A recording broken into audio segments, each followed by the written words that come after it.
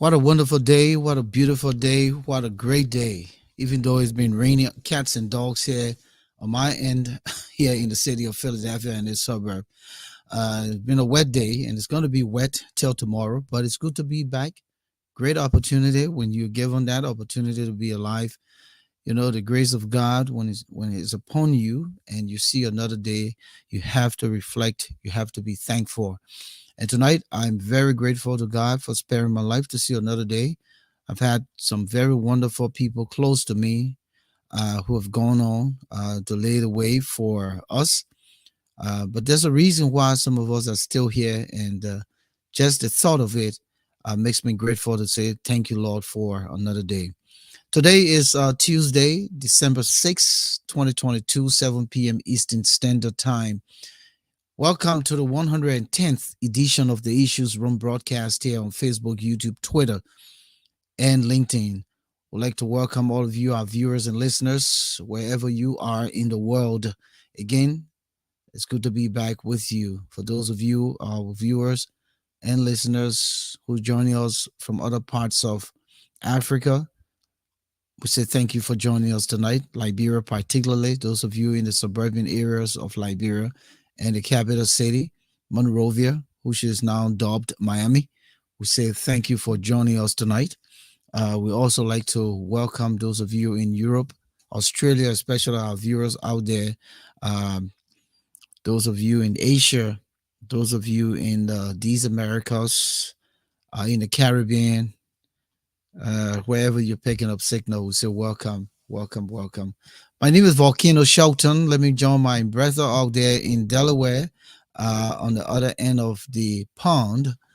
When I use the word the pond, I'm talking about the Delaware River, okay? Because the river cuts through Moses and it comes past you and continue down to the Chesapeake Bay, right? Yeah, So, um, whenever I hear you say my name is Volcano Shelton, it takes me back to those days when I was in the newsroom. Whenever we came to do the news summary, it was always my name is Moses saying it. Yeah, so whenever I hear that from you, Volcano, it takes me right back in the newsroom. yeah, But it's the practicalization of what we've done over time.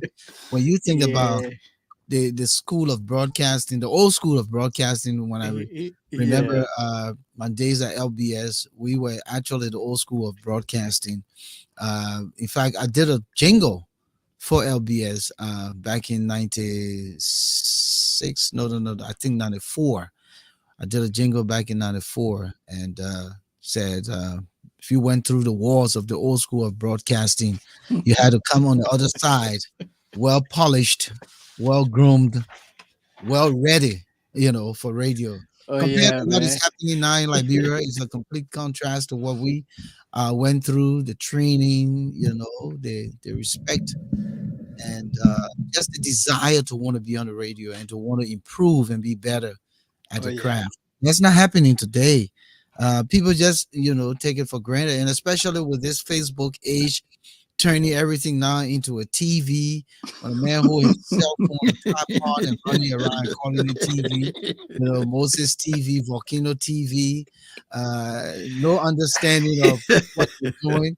I mean, it's a curse Yeah, to the intelligence of the profession, but definitely it that's is. what you get when you have a society that is in total disarray, where Hmm. people don't value education, and it's unfortunate, and education is not just the classroom, but it's the sum total of everything you learn and how you put it into practice. So yeah, you can reflect on those days. Those were the good old days, man. Definitely it was, man. But again, like you said earlier, it's always good to be in the issues room. There are a lot of people that look forward to every Tuesday and Friday. You know that, right, And Volcano? I got one of my boy out there enjoying Liberia. Thomas Harvey, you in LIB? Welcome to the show, my man. Good. I see you Yeah. smoking cigar and you carrying on over there. Don't spoil everything, go because my set coming. I gotta come down there. We coming to vote. The I boys gotta are put my chilling. president in power. Yeah. But it's good. to be in the issues run. And as we always do, I want to appeal to our many viewers, wherever they are, to please help us Yeah, share the share the word. link, invite Yes. more people, because the discussion tonight is going to be very interesting. And let me pause and give it to you, Volcano. Quickly, let me recognize Raymond Clark all the way in the Lone Star State. Welcome, Raymond. It's a pleasure having you here tonight. Fred J. Monu. Man, listen, we can't do this stuff with all guys like you coming on. Please share the link. Please invite others. S. Edward Nefor, Florence Kinsley. Good to see you again, lady. Welcome. Emmanuel Jackson, of course. It's my big brother out there in the New England area. We say thank you for joining us here tonight. Mapu Hall, it's a pleasure having you back. You're in the best place to be. This is where we discuss the things that matter to our country. We are the alternative to all of the other media platform that you see out there. If you want some very good understanding of the conversation and what to learn through what we're talking about, we're trained, polished professional in this business. So we're not one of those people who just call ourselves podcast host and stuff like that. We're professional. Um, so come here, join us. We try to solicit the right guests to come here and have conversations with us. And even at that, if we don't, we're still informed and can discuss the issues. That's why we encourage you to join the conversation through your chats and stuff to lay some ground rule for where we go in terms of rescuing our country and putting it back, on good footing. So again, we'd like to welcome you. Keep sharing the word. Moses, listen, the World Cup is in its prime stage now. We've gone from the preliminaries. We've gone from the group of uh, 16, and now we concluded for the quarterfinals today. But I'll go back to the group of 16s. We could be 16 rather, because our last broadcast was where we ended the preliminaries. So the group of 16, starting with the first game was Saturday, and the United States, our team, our country lost to the Dutch, the Netherlands, 3-1. Tim Weah again played in that game, but he was not, masterful. He had one opportunity on goal. He struck a shot, and the goalkeeper was quick to save that, and that was it. But he was substituted in the second half. Uh, the next game, Argentina and Australia played, and Argentina won that game 2-1.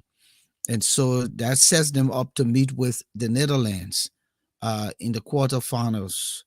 Um, Followed by France. France defeated Poland on Sunday 3-1, with England defeating Senegal 3-0, trashing Senegal. So Senegal is out of the World Cup. So to say, Tunisia, Senegal, Ghana, and that of Cameroon. So Tunisia, Ghana, and Cameroon fell out in the group stage, and Senegal fell out in the group of 16 with a loss to England. Croatia and Japan, they went to a penalty kick, and so Japan lost in that game in the group of 16 to Croatia. So Croatia will be meeting with Brazil. And I don't know the chance, but it's very slim. Um, and then Brazil won South Korea 4-1. And surprisingly, uh, we started off, shutting out the group of 16, continue with Morocco today, defeating Spain. Uh, they had a draw 0-0, and it went to 30 minutes extra, and then they went to penalty kicks. And the Moroccan goalkeeper was just on top of his game. I believe he saved three. One hit the pole and two, so that was three. And so Morocco won Spain 3-0, according to the penalty kick. And then Portugal just annihilated Switzerland 6-1. So Portugal will be meeting Morocco.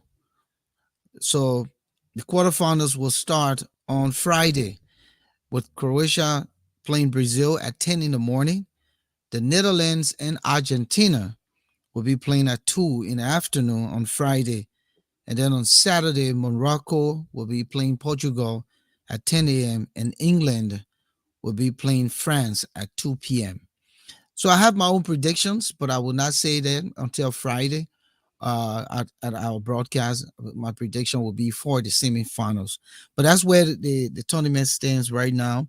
Everyone is thinking that Brazil gonna win this, but I'm just inclined to think that as the teams play and get a little stronger, you know, things can change. It wouldn't be a sweet ride. So far in the World Cup, there's been only two uh, games that ended in extra time and went to penalty. The game with Japan um, and Croatia, and the game today with uh, uh, Morocco and Spain.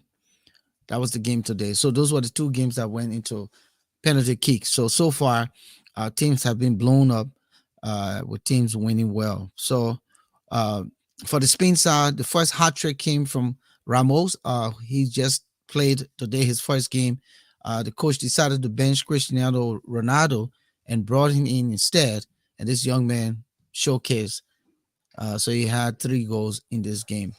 So the tournament is interesting, but I'm sure that by Friday and Saturday, we should know where we're going with the semifinals.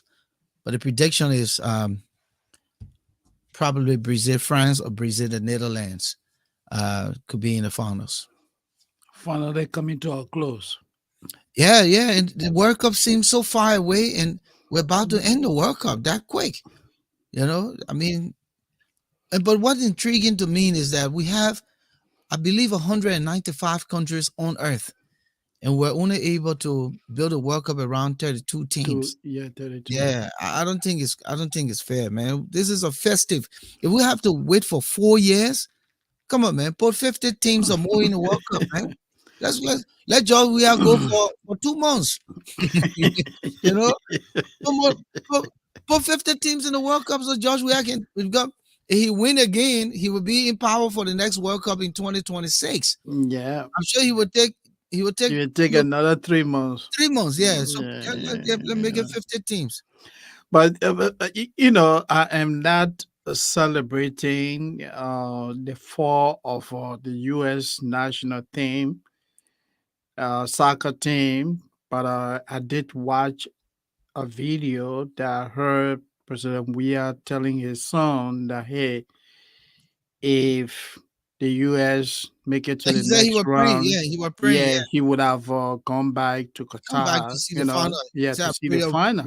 I pray you'll go to the final so I can come back. So at least Labrador this time will be able to save some money on that, Yeah. taking that kind of huge delegation. Yeah. Mm-hmm. Yeah. So continue, my man. Yeah. So the training issues. Mm-hmm.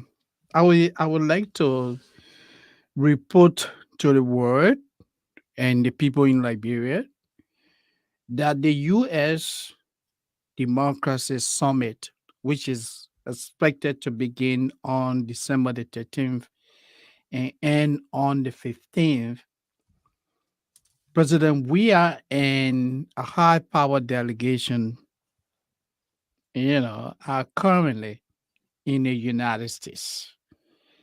The president reportedly arrived in the US last week. And as I speak to you now, it has been reported in the media that the president and some members of his cabinet are currently in Florida. The president has a residence in Florida. So they are currently in Florida.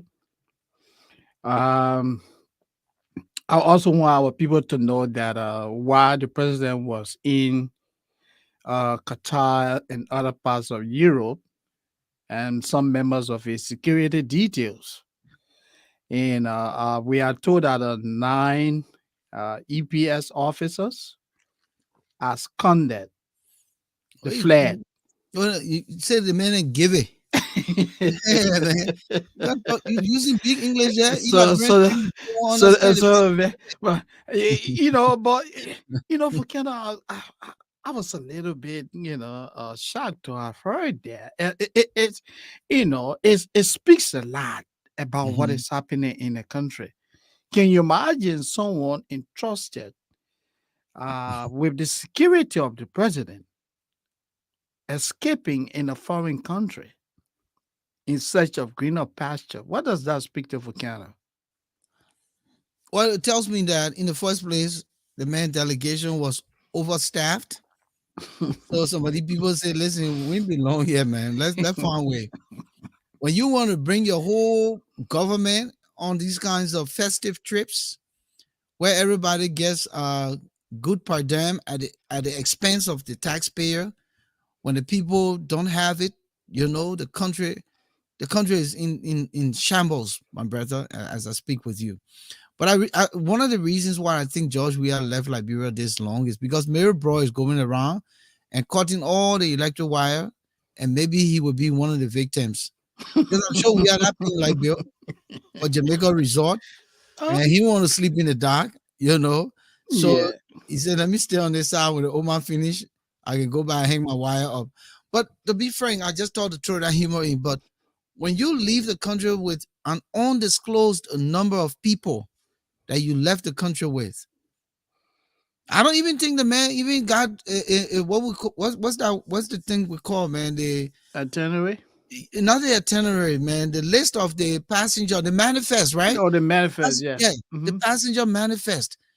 I don't think he even know who are on that trip, because Moses, you and myself, from the very least person to the highest person, who would be me if I were president, I need to know everybody on Yeah, that trip. you need to know who all the people on So the I don't trip. think we Yeah, have to know everybody on the trip. So some of those guys took advantage of the opportunity to just give it. yeah, yeah. They fled. He doesn't know. People fled, and Mhm. it's humiliating that the president will be abroad and members of his security detail will flee in search of greener pasture. It speaks, a lot about how deplorable things are in Liberia. And I know you also have a training news, so let me give it to Oh, no, you. no, no, no, no, no. We'll just Okay. go into the conversation. Yeah. So The only let's the kick only it thing off. I no, the only thing I'd like to share, I talked to one of my folks on the grounds today, Hmm. and the person has a close relationship to my girl. But I had not seen my girl in a little bit. And so they decided to go check on the big brother. Accordingly, they went. The man sitting on the porch. He thought I want grandpapa sitting on the porch. So when he entered the fence, He said, "Yeah, he said, looking "What?" for He said, looking "What? my What? guy. Ready, The chief." prospective? No, the senator. The Yeah. man said, "But you call him senator now." He said, "But everybody that sitting on the porch." Man said, when he went, he looked at the guy. He said, he was telling me. He said, the man looking. Oh, and you know, like people they ask me, oh, I mean, when Bob called his name on the phone the today, man, the man has aged. yeah, because he was saying it in a way to exaggerate what he saw. Yeah, so my man, the He man said, my looking. man, he said, my man, Oh. the people are not there. Oh, the way the man said it to me, man, I said, ah. He said, the man not shaving, the man not, he's not even performing his hygiene. He's so, No. he's so, he's so confused. But the only thing he was stern about is nothing gonna stop him from entering the Senate. Hmm. Can you imagine this guy? Take for example what happened in South Africa the other day. The president, had so many hundreds of thousands of dollars, if not in millions, hidden on his farm in one of his couches, you know. And right now the South African president resigned. Wow. South Africa president resigned. That's what we call the moral compass. That's the essence of rule of law.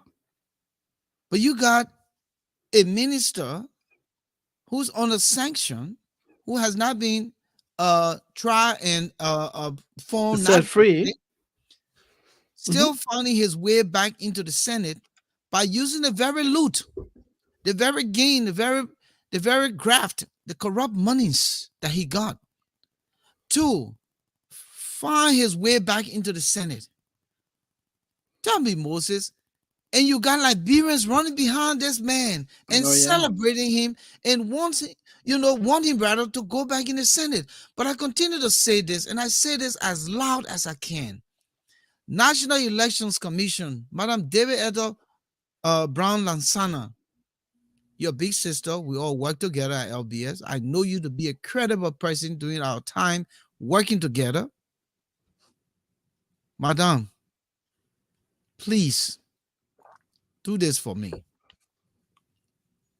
I know that Nathaniel McGill right, but Nathaniel McGill does not have the right now because he's not a credible person to be given a pass to register as a candidate for the Liberian Senate.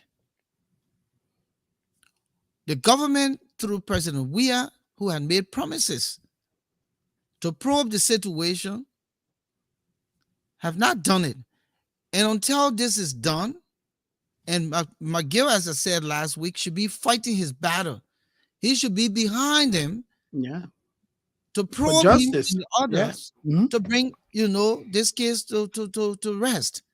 But instead, he's totally disregarding, guiding rather the situation he's faced with, and making all efforts to come back in the Senate, or to come back in government rather via the Yeah. Senate. Yeah. And this is unfortunate. I don't know what's wrong with Liberians.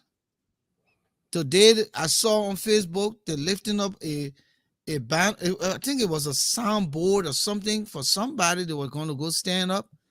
And you know what?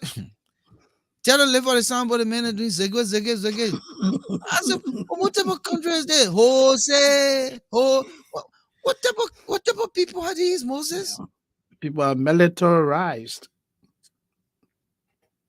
Mhm. So again, Miguel is not in a good place. He's in horrible shape.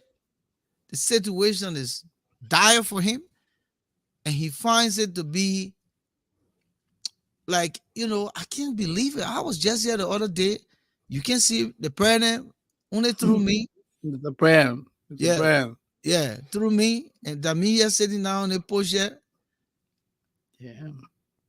just the part told me, he said, my man, the man looking, oh, yes, oh, just within these months. Oh man, you I got don't me go cracking emphasize real it further, hard. but You got me cracking very hard. But if I could just put my clinical work experience here,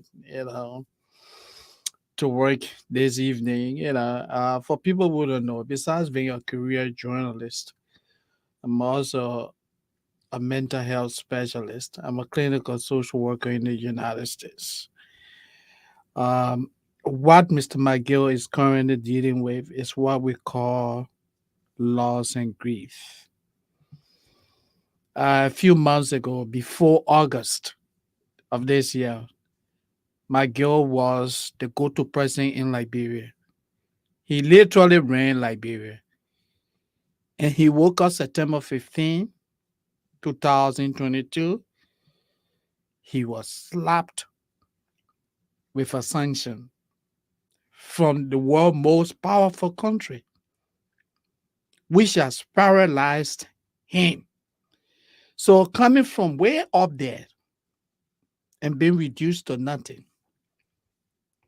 he was coerced to leave government because the US has repeatedly told Mr. Weah and the people of Liberia that anyone who does business with Mr. McGill, Bill Trowitz, or Reno Cephas, run the risk of being treated or being sanctioned.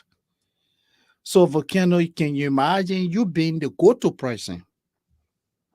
And today, the very people that you talk to everybody, this time you place a phone call, no one answers your phone call. Do you know what it means? It's a significant loss. And when people are depressed, that's what happened. That's what happening to Miguel. Mr. Miguel is depressed. When people are depressed, they pay little or no attention to their personal hygiene. That's why Mr. Miguel looks unkempt every day. He's in bad shape. He's no longer, getting regular haircut. He's not doing his beard. He's finding it difficult to concentrate. He's emotionally disturbed. He can no longer focus. He's not getting regular sleep, loss of appetite, isolation, social isolation matters a lot. This is the man that could talk to George Weah anytime. This time, Mr. Weah doesn't take phone call from him. Magiz need help. He needs emotional support. And I'm giving him, pro bono clinical advice here. He needs help. He needs emotional support. Yeah. All right, Moses. Mhm. I just got a text from our guest discussing tonight. He said he will be joining us shortly. The traffic. I don't know what Okay. happening on his. Yeah. Let's go ahead. It's been crazy here. Even in Philadelphia area, it's been raining all day. Yeah. How about your end? Was it raining too? Oh, maybe. I shouldn't say then, but rather it is indeed a wet day. Because it's raining. It's raining right now. Yeah, it is a wet day. Yeah. Uh, it's been raining since this morning. I woke up this morning with rain, and as I speak to you right now, it is still raining out there. Mm-hmm. Yeah. Okay. So it's understandable. Let's go ahead, Volcano, All right. and do what we gotta do. So you know, Liberia can never be shy of giving us something to talk about. Mhm. The Liberia Bank for Development and Investment, the LBDI Bank in Liberia. Uh, and one thing nobody can mean you with the news, right? So it's No. already trending all over the place as I speak with you. The bank's president apparently brought a fake degree and was given the job. So Martin Colley, right? The Yeah, one a that student, a yeah, former I call student him activist. Begin because Yeah. what became, but Mhm. that a man. So He's a okay, very smart yeah, young yeah, man, yeah, yeah, the Yeah. young man. Mhm. Um, he was able to expose this guy, and right now the situation is such. And these people don't even have the desire to say, with this, I'm going to walk away. It had to be the bold to say, hey, you got to resign. Think about it, Moses. So you know more to the story. I mean, what you Tell the say people, is what you said, Volcano, is true. It is shameful. Academic fraud is very shameful. It is very embarrassing. Misrepresentation of the truth. That is a trauma that Dio Delaney, the former LBDI president slash CEO, chief executive officer, will have to live with for the rest of his life. This man was hired in December of 2021. So I can say it is almost a year serving in that capacity. So his academic credentials, you know, after mounting, uh, the former student activist discovered that this man had quote unquote questionable academic credential.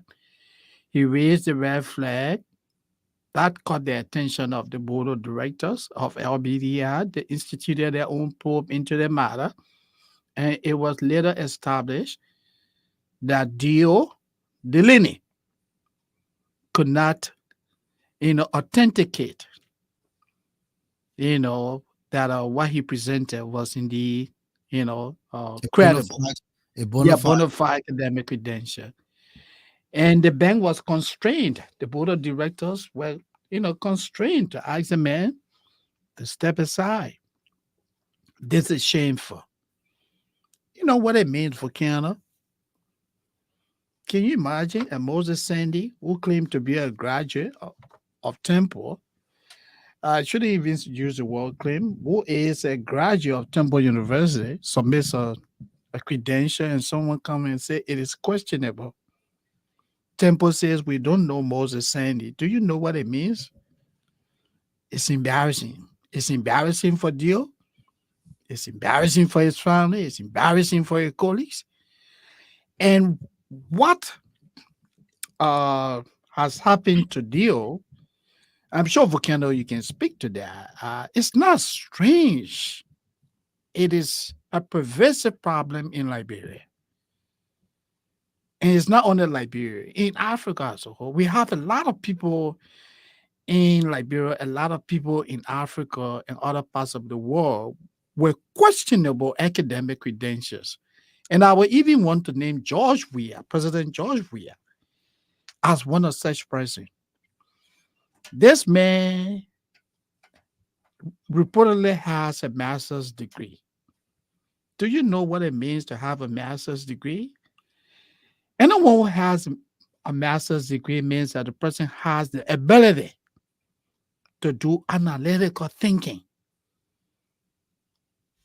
discuss issues, dissect issues, look at the pros and the cons, and offer what? Solutions, recommendation. Can Mr. Weir do that? Of course not. Mr. Weir reads at the level of a third grader. How did he get a master's degree?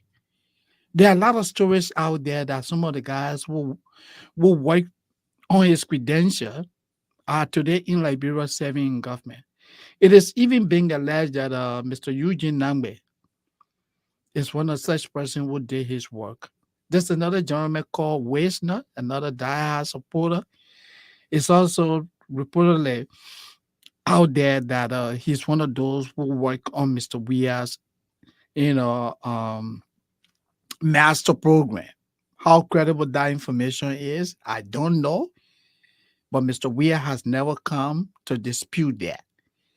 And I'm saying this to say that when you talk to George Weir, he doesn't come across as a good high school graduate. There are individuals at the University of Liberia with questionable academic credential. Mountain Colley has exposed him and other sectors of the Liberian government. And let me pause and give it to you. And and you talked about the embarrassment that this has caused the former president of the bank, LBDI Bank. But it's not just for his family, for his friends, but his career, because he has no more career. Yeah. He has no more. He shouldn't even put the presidency of being at LBDI on his resume. No, everything gone to zero. Yeah, he shouldn't even put that there. And this guy drew, I mean, a handsome salary. You know what it means to be the president of a bank? Yeah. And the LBDI Bank is a reputable, credible bank in the country. Yeah. And to be the president of the bank, it means your salary, your amenities, the things that you are entitled to, probably rental allowance, vehicle, scratch card, per diem, bonuses. That's so much. And you lied about your credential. You know, that's why I don't talk too much about my BOGO because I don't know BOGO. No, seriously. Yeah. Honestly, because they're booked now. And you and I know the truth here. Thousands and thousands and thousands and thousands of Liberians, they're right here now say they're going to school. And the only place they're waiting to go display their credential Liberia. is Liberia. It is the only place. Yeah. They get all the BB degree, but they can't find a job to No. commensurate with the degree. No. So that only Liberia they can go dump the degree.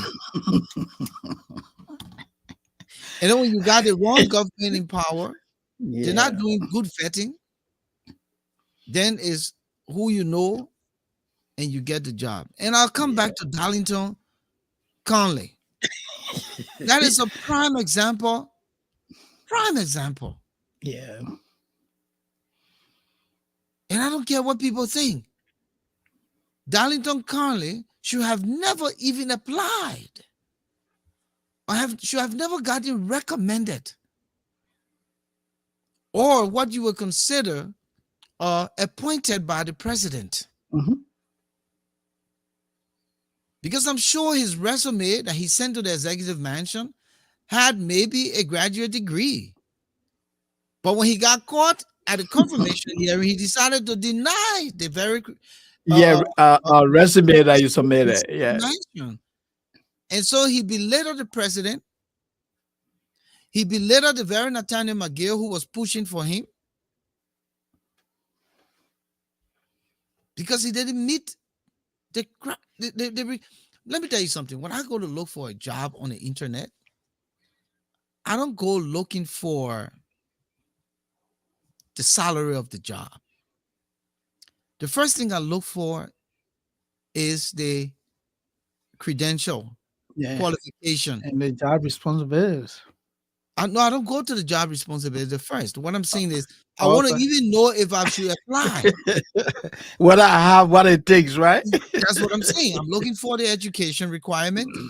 I'm looking for the years of competence, especially with the United Nations. They're asking for 10 to 15 years. Almost all of the United Nations job will ask for 10 years, especially if it requires a graduate degree. Yeah.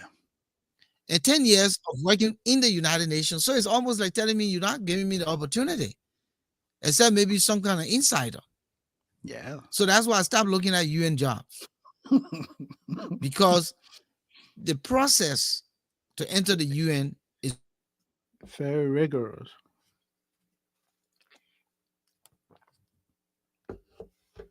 Yeah, it's indeed a rigorous process, you know. So going through that, it takes a lot of work and people need to be prepared. How how do you claim to be a graduate with a master's degree or with a PhD and you what the come job is across asking for. I go know we're ahead. pausing, but I continue Yeah, the go ahead. conversation. Yeah, go ahead. Sometimes the internet acting up. But Yeah. you look at the job and you know what the job is asking for, then you say, okay, these things are within my resume, keywords, Oh yeah. right? Hmm. Some keywords in this job as it, you know, correlate with what's in your resume. Yeah. And then in your stomach to do some research on the job and the company. Yeah. Because sometimes the salary is what people seem to be attracted by, but there are other intrinsic benefits to a job. Everything cannot be about money. Everything cannot be the extrinsic value of something. It has to be, is it what I want to do? Look at you and myself and the commitment we've made to the issues room since Yeah. September Mhm. of last year to now, with no penny on the dollar. We sponsor this unsolicited. We've never come here to ask anyone for monies to help this platform. You and I had totally shouldered this by some very key people involved with us who know that what we're doing is for the greater good of all. We're not here saying, oh, go to the cash app, go to the cash, here the cash app number there, oh yeah, the number going on. You're not asking Jay. Let put money here. We don't do. You don't tell people to go to VIP, eh? Yeah, we're too professional, responsible. If anyone, the only time we raised money here was for the Liberia Retaining Refugee Network. Yeah. You remember we raised $410 Yeah. Hmm. and we took all that money and sent it to Liberia and it was accounted for. But we've never come here to ask. So money is not everything. Money is not everything. And so this guy saw the big salary, he saw the gullibility in the hiring process, and he took advantage of it. Yeah. He saw the flaw, and there's a lot of flaws in the hiring process in Liberia. Especially in government. Yes. You know, in government. And so it's what they call commentary after the news. The man has worked for 1 year, he's gotten paid good. that 1 year of work, depending on whatever D and Crooked G he did over there, my man, as president, where he was signing like Samuel Toy, who we know where he was signing. Those men were giving loans out and getting certain percentages. No, you ain't got. These are the Yeah. people that got our banking institutions in total deficit because Yeah. they're giving the government officials loans. You giving somebody $5 million loan, you know you're walking away with 500,000 out of it. Mhm. If I'm giving you $5 million loan, my cut on that loan is either half a million to $1 million. You got a little cut, eh? Yeah, Yeah. so that Hmm. man is sitting pretty, but Yeah. at the expense of the poor people, because he fake his resume, and unfortunately, and George Weah is out of the country. He's still appointing. Oh, Oh yeah, my man, the man does that. the man not in the country, but he's still appointing. That's it. Yeah. I In mean, the fact, world he has become appointed a global village. two of our former colleagues. Hmm. He appointed Sarah Brandel, Finier now. She was Yeah. formerly Brandel when we worked together. Yeah. She's now the newly appointed permanent Oh, representative to the UN. yes. Liberia's Sarah and permanent I representative. work at LBS, and then she went into foreign service. She started with the Foreign Service Institute. I know one time she was stationed in Sierra Leone, and then I believe you said she was deputy chief of mission here at the Yeah. A embassy, Liberian embassy in Washington D.C. Liberian embassy in DC, Mhm. and now he appointed her. So yes, she has the pedigree to do the job. She's qualified. She's experienced. She's intelligent. She's well learned, and I'm sure that she'll be able to deliver uh, in very prosperous way. Also, our man Isaac Year. Yeah. Isaac was in Paris for a long time as the minister counselor, and he's been appointed as the deputy chief of mission Liberian embassy in DC. And Isaac will hopefully be taking up assignment soon, I'm sure. Uh, I think his job is not. It doesn't require confirmation hearing. I don't think so. I'm not sure. I'm Yeah, not yeah. sure because Probably this her is job will yeah, be. this Yeah. is yeah, this is an appointment that comes from the foreign ministry. Mhm. So I say when he was in France, he was minister counselor for press and public affairs. Then he reported to the Ministry of Information. Now with a new assignment, the foreign ministry is where he's gonna be reporting. You know, but let me take you back to deal. And this will be my appeal, Volcano, to the board of directors of LBDI. Mr. Delaney But stop there, committed. Moses. And I told to Yes, say this too. Look at what this guy, Elijah Stalu, yeah, the so-called governor of the Bank of yeah, Liberia. Bengal, The yeah. man could not even defend his own resume. His own resume, his age on his resume, he didn't. And yet this guy got confirmed. Yeah, well, Those my man, those little signal. If I'm interviewing somebody and you can't even defend the paper you give me to interview you on, you that's a don't know red what's flag in the right there. paper. That tells me you're not ready. You're You're not ready. incompetent. Yeah, you're not. You're not. And Yeah, I just thought to throw it back. So you got to say the yeah. governor of the National Bank of Liberia, Aloysius Talu, who could not represent his resume during his confirmation hearing.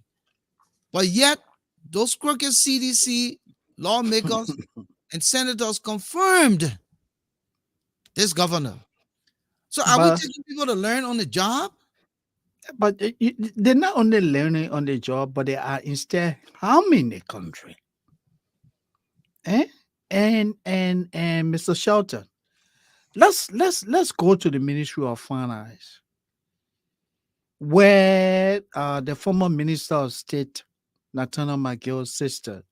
The one that said, "Oh Jesus, Yeah, oh Jesus.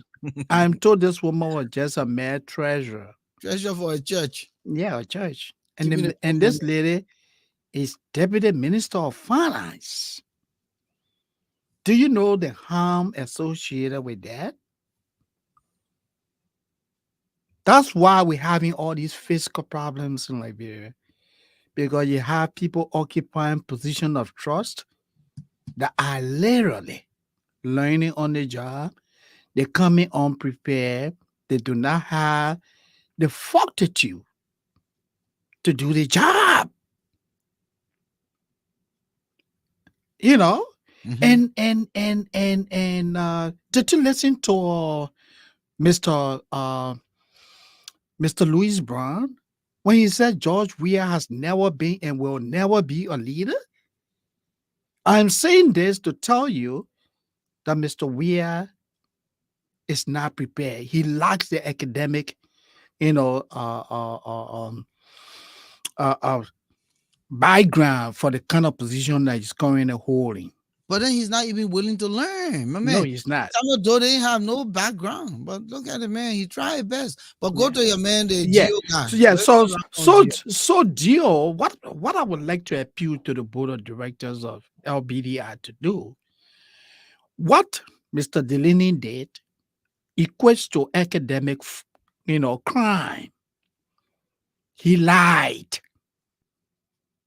So I would say the board should sue Mr. Delaney to restitute the money that he earned for the 1 year while serving as president of LBDI. He doesn't deserve that salary that he earned. It was obtained through fishermen. He Yeah, from committed a crime. He lie. lied. Yeah, yeah. And you're So right. that You're money right. has to be restituted.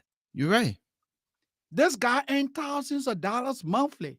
He accrued benefits that he doesn't qualify for through criminal means.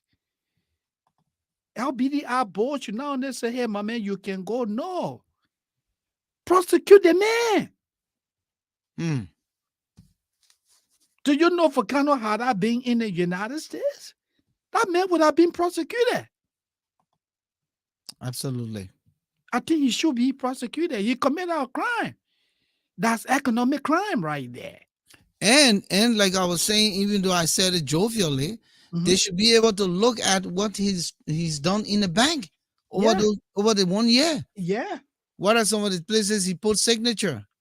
To yeah, what of some of course. the loans he gave out? What was he doing? They Mhm. need to scrutinize all of that Yeah, because a man who is already entering a position of authority and a powerful position as a bank president, who is given the highest signature to do a lot of stuff, yeah, knowing that he could get caught, he can do a whole lot of damage. of course. A whole Man lot of did. damage. They may harm the economy. He should be prosecuted.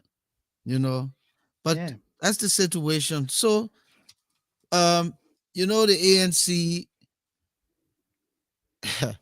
I mean, I don't know what our country would be like next year. People say the opposition lazy, they won't fight, but they ain't got they total, they ain't got hand the Yeah. box, Yeah. and they're so integrated, they're divisive, they're not seeing eye to eye. There's no one accord, and the greatest mistake many of the pundits and people are saying is, why did Alexander Cummings bring in Louis Brown and the Daniel Cheer and the rest, and put them in front of the party instead of in the back seat? Louis Brown is now named chairman, right, of the party. So he's No, like, he's chairman of what Team Comments. yeah, that's what I'm saying. The party, the Yeah. ANC now, yeah, Yeah. yeah. No, Louis Brown says, I Okay, did listen to him. He but if says you that if you chairman of Team Cummings, yeah, but isn't Team Cummings from the ANC? You but want to do the Musa Belede thing, and don't come accuse people here, this is the explain clever it, way explain that it. it made. I agree with you. It's Hey, rather difficult. It's difficult. It is difficult for him to separate himself. But he continuously tell Liberians that he's had a thing comments. And the distinction he's drawing is that ANC is not in comments. But the two are the same. How do you promote Mr. Cummings to become president when you say you're not championing the cause of the ANC? So let me stop there and give it back to you. You were saying something. all right, Purpose Kesha Dakmana. Well, You saying that CDC has minority in the Senate? Are you for real? You Okay. need to go back and check. You Yeah, man, go do shortlisted some the Darren reading, man. Stillum, who Shouldn't named waste it our all. time. Yeah, But we having a again, serious I discussion. know Yeah, I yeah, know where you're coming from. yeah. But let's come back to what I was saying. Whether he's chairman of CDC, I mean Thing comments. ANC Yeah. or Tim Cummings, however it is, since he got his new job, he acting like one of those guys who got a job at the Ministry of Information. You know the guy who are calling you all cartoon pusher? I'm calling no name. You know what I Yeah, mean? Just loud yeah. man, The man, the man the has man, become more hold a on. critical voice now. No, they hire the man, my man. Spoon hiring you. I go and look for a job. Oh. Because it look like everybody's spoon, they're hiring now for spoon talk. Oh. Everybody, Yeah, they everybody on got, spoon talk. yeah, So I go and look for a job too. But hmm yeah, so when you know when you don't have the the yeah. what the If the when you are not prepared, head, and you then know, even something and you want to show off, yeah, you want to showcase. Not that Louis Brown is not prepared in his case, but he's being out of the limelight.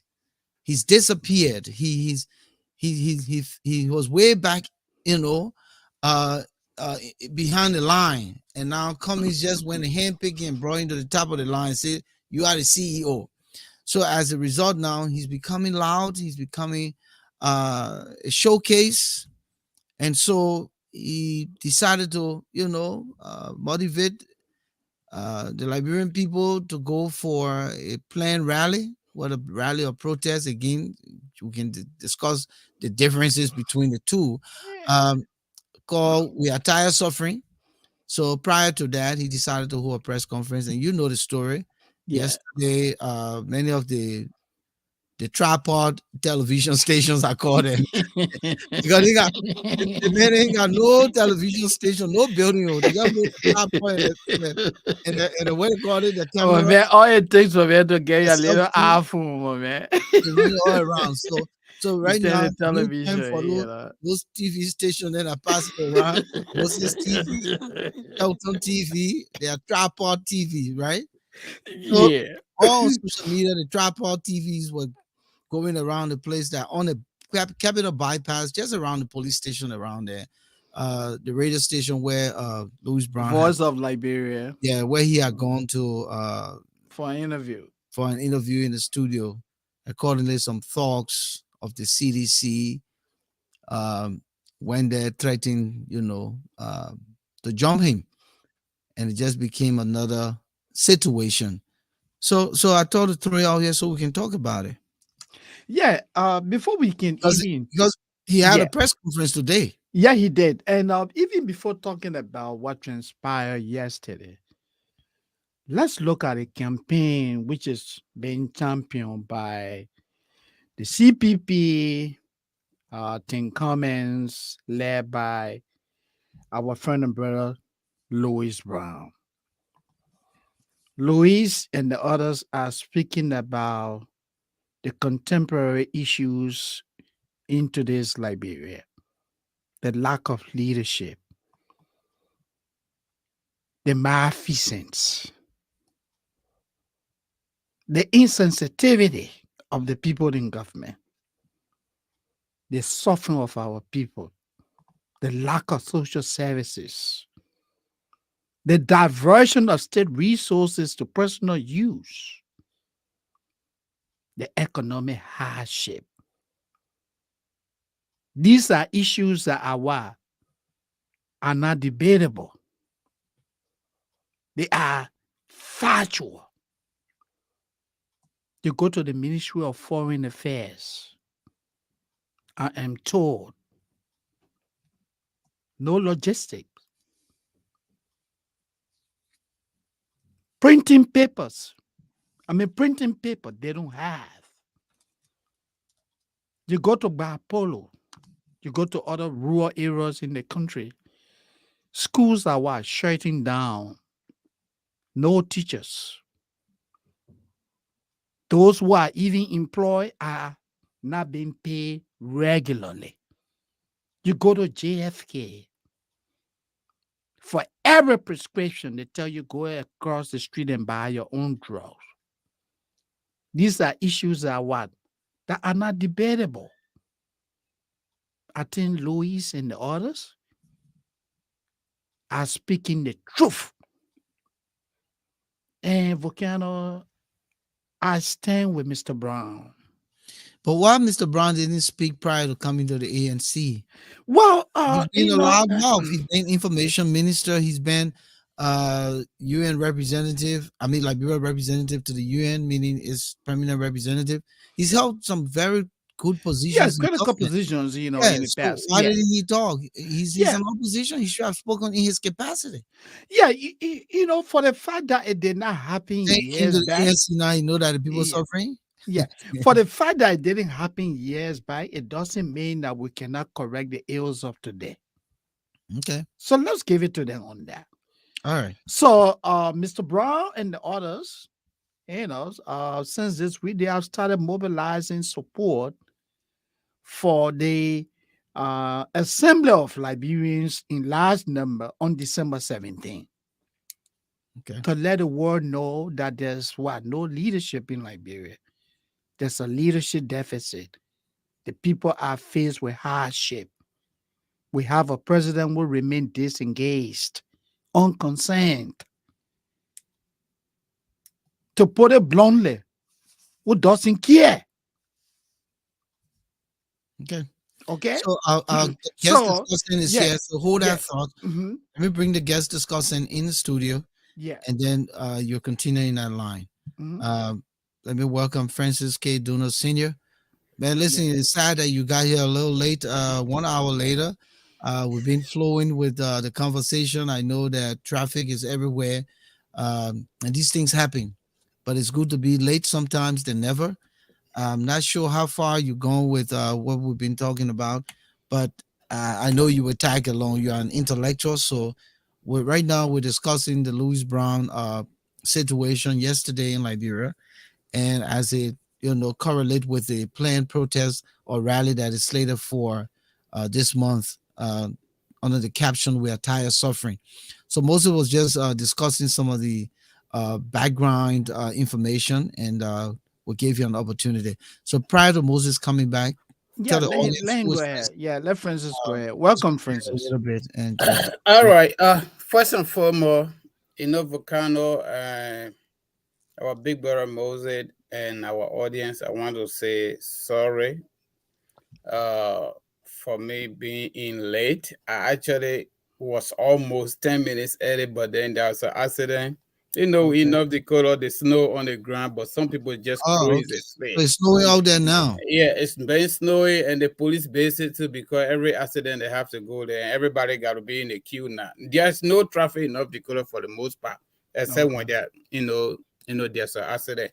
I just sorry about that, but like you said, at least I came in. Yeah. Let me tell you something. Our country has something we call honesty, sincerity, and patriotism deficit. And that is the fundamental reasons why there is a counter contradiction. In fact, contradictions and counter contradictions. You know, most of our quote unquote political leaders, they are so much 360-degree angle away from what they talk and what they do. Okay? The reason things are going the way they are going, the current government has a history of division, protest, destructive, putting casket on their heads. Our sister, you're sorry, with female underclothes, with red kuwe on it. Okay? And it is so disheartening and it is disappointing as well. And this is one of the reasons in my mind, based on some of that witness the war. We were going to elementary school. When they go this side, we go the other side in Lofa County, okay? Majority of the young people, like I said the last time on the show, 1980, 1990, and 2003. That the group there. That's the group that voted for Joshua on ground that he was like them. Because the rest of the people, like they said, the boat people failed them, the elderly people failed them, so they were going with Joshua.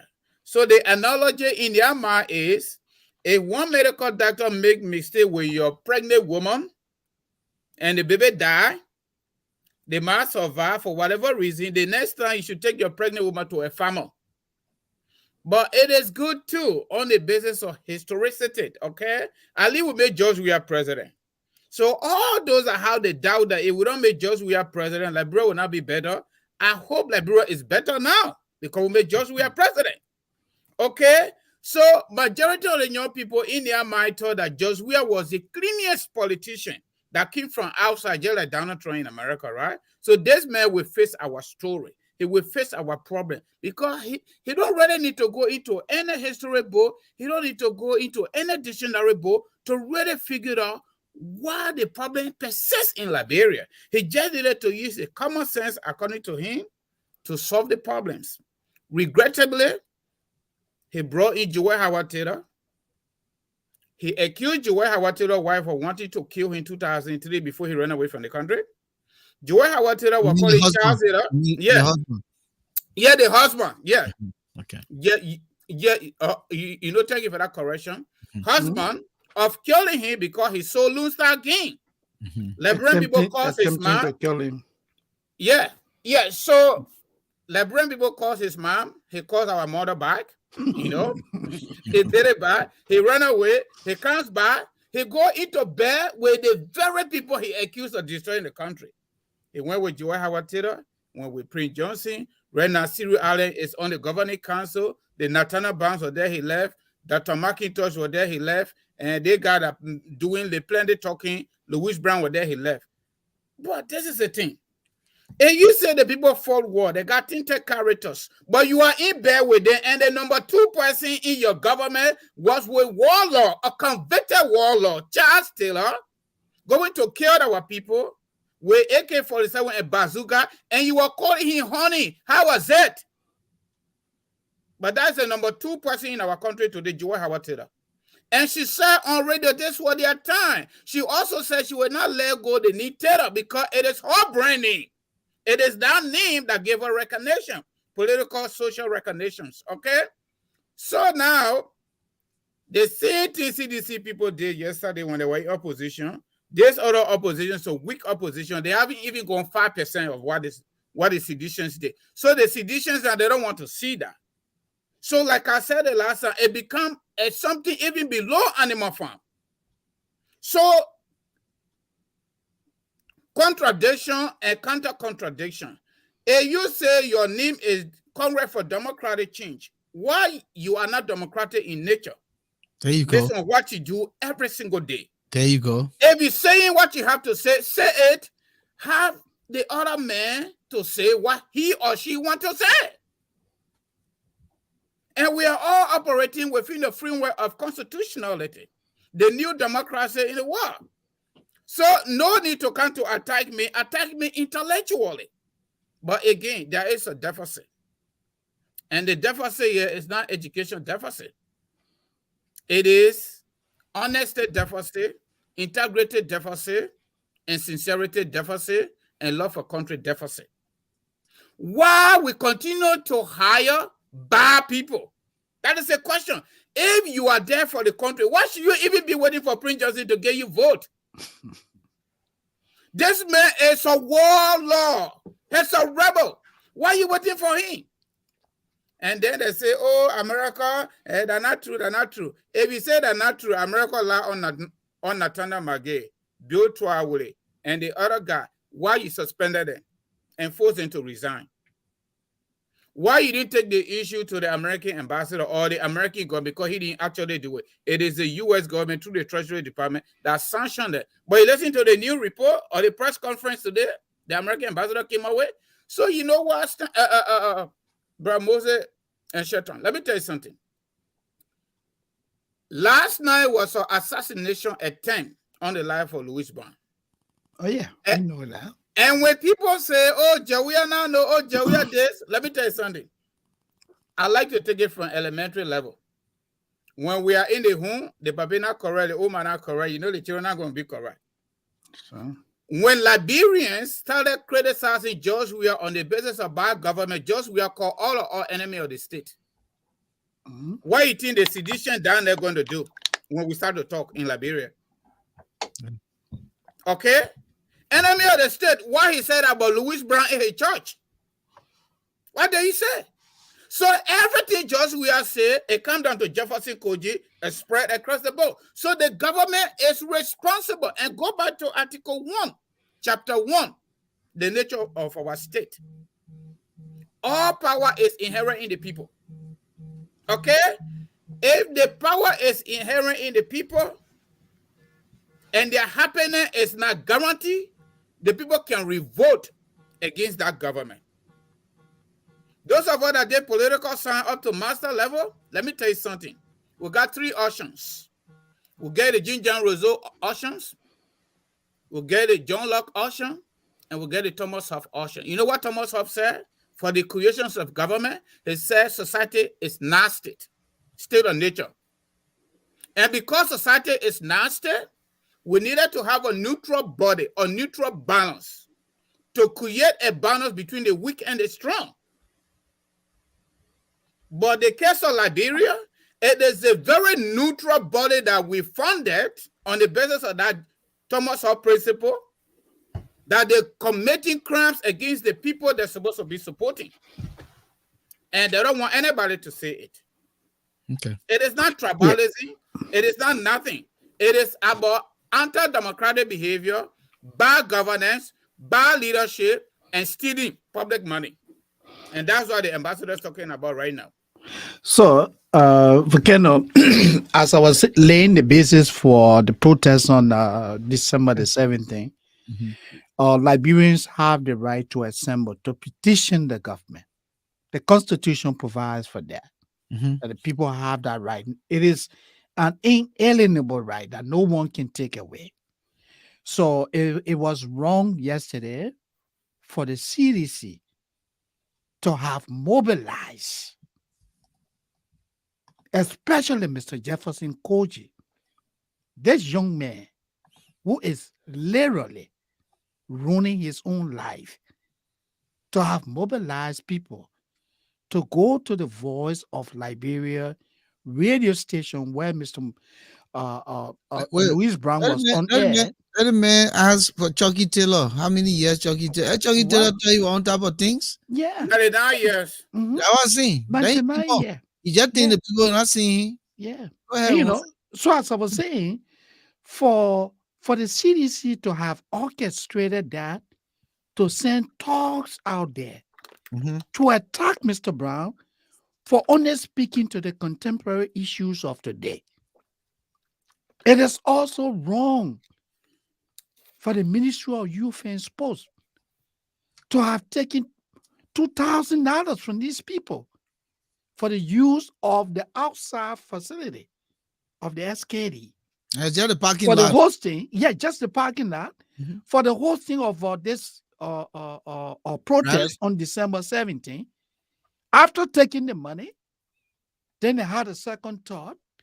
They said, oh, no, those who issued the permit and all of that were not authorized to do that. No, Mr. Minister, you are in the wrong.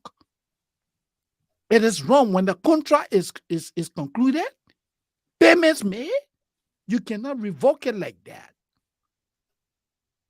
So the people should be given the opportunity to go ahead and hold their protest. What they are doing is in the interest of Liberia. And what disappointment is that we have insiders of the quote-unquote opposition that are working against Mr. Brown, that are working against the CPP, that are working against other Liberians who are championing the cause for the assembly of Liberians on December 17 to come and tell the world that Liberia is being misruled.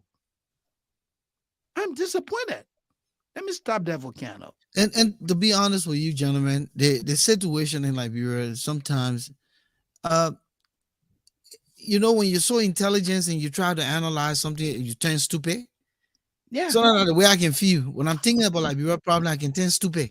Francis, Yeah. seriously, because Yes, you getting what I'm saying. I'm Yeah. trying to put on No, I analytic. mean you're right. And Volcano, not to cut you off, Go just ahead, to buttress what you said. go ahead. Yeah.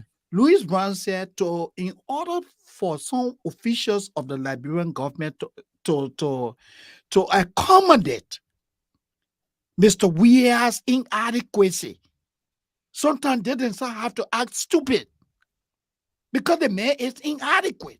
So that's just what you're saying. Sometimes to accommodate the inadequacy of some of our people, sometimes they say some weird stuff. You just say, oh yeah, because you don't want to make them to feel bad. So I agree with you. Go Like ahead. Megan say you sarcon. you Yeah. sucker. Yeah, you got to sarcon. Yeah. Yeah, but you succumb to you Yeah. actually succumb to the situation. And sometimes I ask myself, am I the one being stupid here? Because a person like indefatigable, purposeful, that manner, you're the kind of people that make us to think we're stupid. Because you come here, you sitting down, you lying. I will not block you. You don't have to stay. You can go, my man. But the truth here is, I'll say this, Moses. We're running out of time. And that's the fear, Francis. We're running out of time. And the opposition is not doing anything. They're not making no noise. They're all divisive, as I said earlier before you came. You know, the onset of the CPP and the victory the CPP brought in Darius DeLong, it brought George Weah to his knee. He said, wait a minute, this is not one term. Gentlemen, let's take what we can take. But now they're giving the man lifeblood again. Yeah. To show you that the guy has no regards for the country. He takes off for 48 days, takes millions of dollars, takes an undisclosed amount of people with him. Some of them are defecting, running away, giving it. The country is left on autopilot. From what I heard, according to the accident that was held, that was professed to have taken place with what's his name, Samuel Twe. People are saying now that accident was staged. Wow. Here's a man who was traveling with 6 cars in his convoy. And if the finance minister is in a convoy, you know his car not to the front, it's not to the back. It has to be somewhere in the middle. In the middle, yeah. Am I right? Right. Yeah. For those of right. us who understand convoy. Yeah, that's how it should be. Well, on a hit on a car could do that Babati accident. And he got a charter flight to leave the country. What people are saying on the grounds is because they don't want to pay the people for Christmas. Imagine Weah is not coming back to the country that December 22nd. If he comes back, that's just days to Christmas. Samuel Tuen being out of the country, there's no pressure on him now. We say, oh, the man, you know, he accident, he not. But Samuel Tuen, nothing wrong with him. Calling it at the wife. But how much is the wife when you stage something? So they ran out of the country because they don't want the people, you know. So now the guy who is acting minister, accordingly, does not have the power to pay the people. He might be able to probably do something for 1 month or less. And this is the situation. This is the conundrum these guys have created. So they're running a credible cartel government where the president decided to give it. Some of the key people decide to give it and just leave the people to a place where there's no Christmas, where there's no New Year.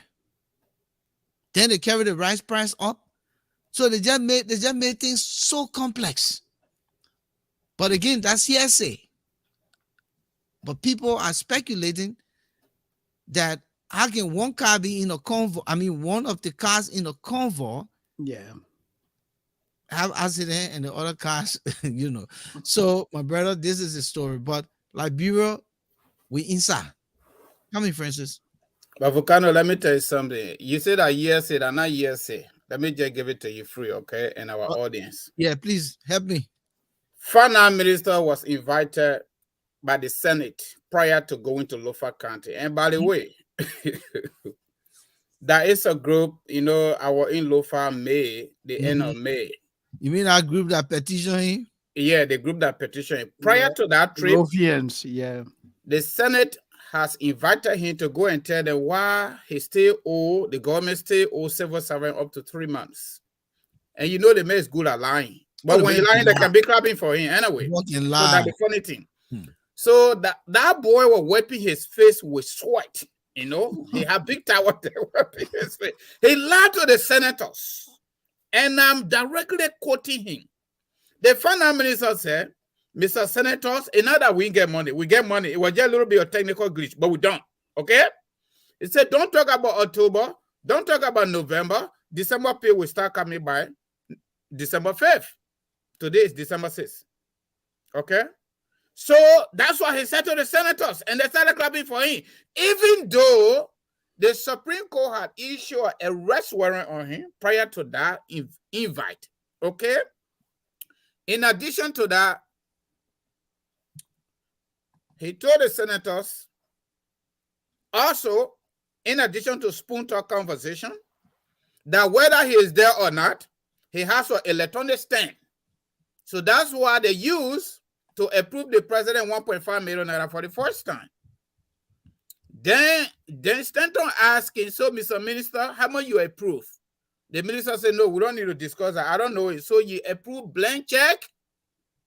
He said, no, in fact, the president is already entitled to 2,000 accidental every day anyway. So I'm not going to do all that math. So you approve a blank check? So how come you're not in the country, but you approve, say he had a electronic stamp that they can use, they can let you know, and they stamp it. So I'm saying that to say there is no excuse. Liberian people must take pay because the stamp is there already to stamp it and pay out. That's one. Number two, we got a common saying in Liberia. The baby was say the American sleep, they to the can't sleep. Volcano, I can tell you for sure.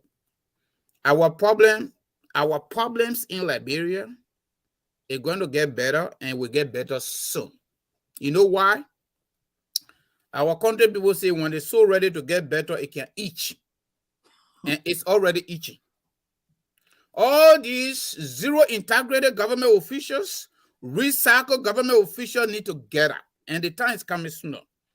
I have never seen any U.S. ambassador as tend to be corrected that will decide to carry on a country tour in Liberia to go and inspect hospitals and clinics outside of Monrovia or Monroe County to make sure American people tax dollar it is utilized for intended purpose.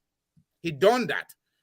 The press conference he had today, he said he visited, reviewed, and had conversation with institutions in Liberia that are supposed to be fighting corruption. Internal audit, internal audit agency, GAC, LACC, and you name it. According to the ambassador, not only that the people do not have logistics, not only that the government is not really doing what they're saying, the laws that they're coming our way, there's no political way at all. In addition to that, they're not even giving them more money, but the little one they're giving, everything now reaching to them. For example, they're giving the $10 on the budget line, it is approved, and they send a $4 who is taking the $6. That's stealing public money. And you know what they're doing that? Budget is a law. So they put the money in the budget, they go after it. But leave that when you talk about the rest issue, right? Consistently, rice importers told the government, allow us to sell the rice for $15. I get a friend in Liberia that's selling rice, okay? So I get real information in real time. Gave her the opportunity to sell the rice for $15. Government said, no, you need to sell it $13. So the selling the rice 13 will offer you $11 million every budget year to subsidize, to beep it up, to make it $15 so you get profit. So they were the ban. So the retailers go and buy the rice for $13. Rice importers will transport the rice for them to their destination, especially in Colorado County. They were not doing that. Okay, rice retailer were not doing the transportation. It was the rice importer that were doing the transportation for them. This government insisted consistently that no, you can't do that. We will give you money. But the question now here is, rice importers have been consistently requesting the government to allow them to sell the rice for $15. Now government come up with $17. That $2 is either going to George Weah and finance minister or somebody in the government. That extra $2 is not for the rice importer. They're using them as a conduit. That's stealing, number one. Number two, where is the $11 million you give to them? Because now they're selling the rice $17. So where is the $11 million you give it to them from our budget? The president said a rice stabilization, whatever tax, so that they not discuss about the $11 million. And up to today, that investigation is unresolved.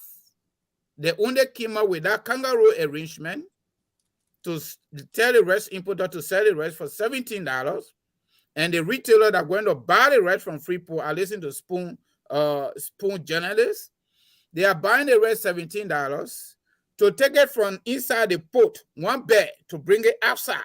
It's $10, some people $15, to take it from outside to get it to your destination, maybe GSA Road, maybe Cinco area, you pay $40 Liberty per bag. So in real time, rice retailer, people that are buying it ready to go sell it in various communities, they are paying $50 Liberty per bag to transport the rice to their destination.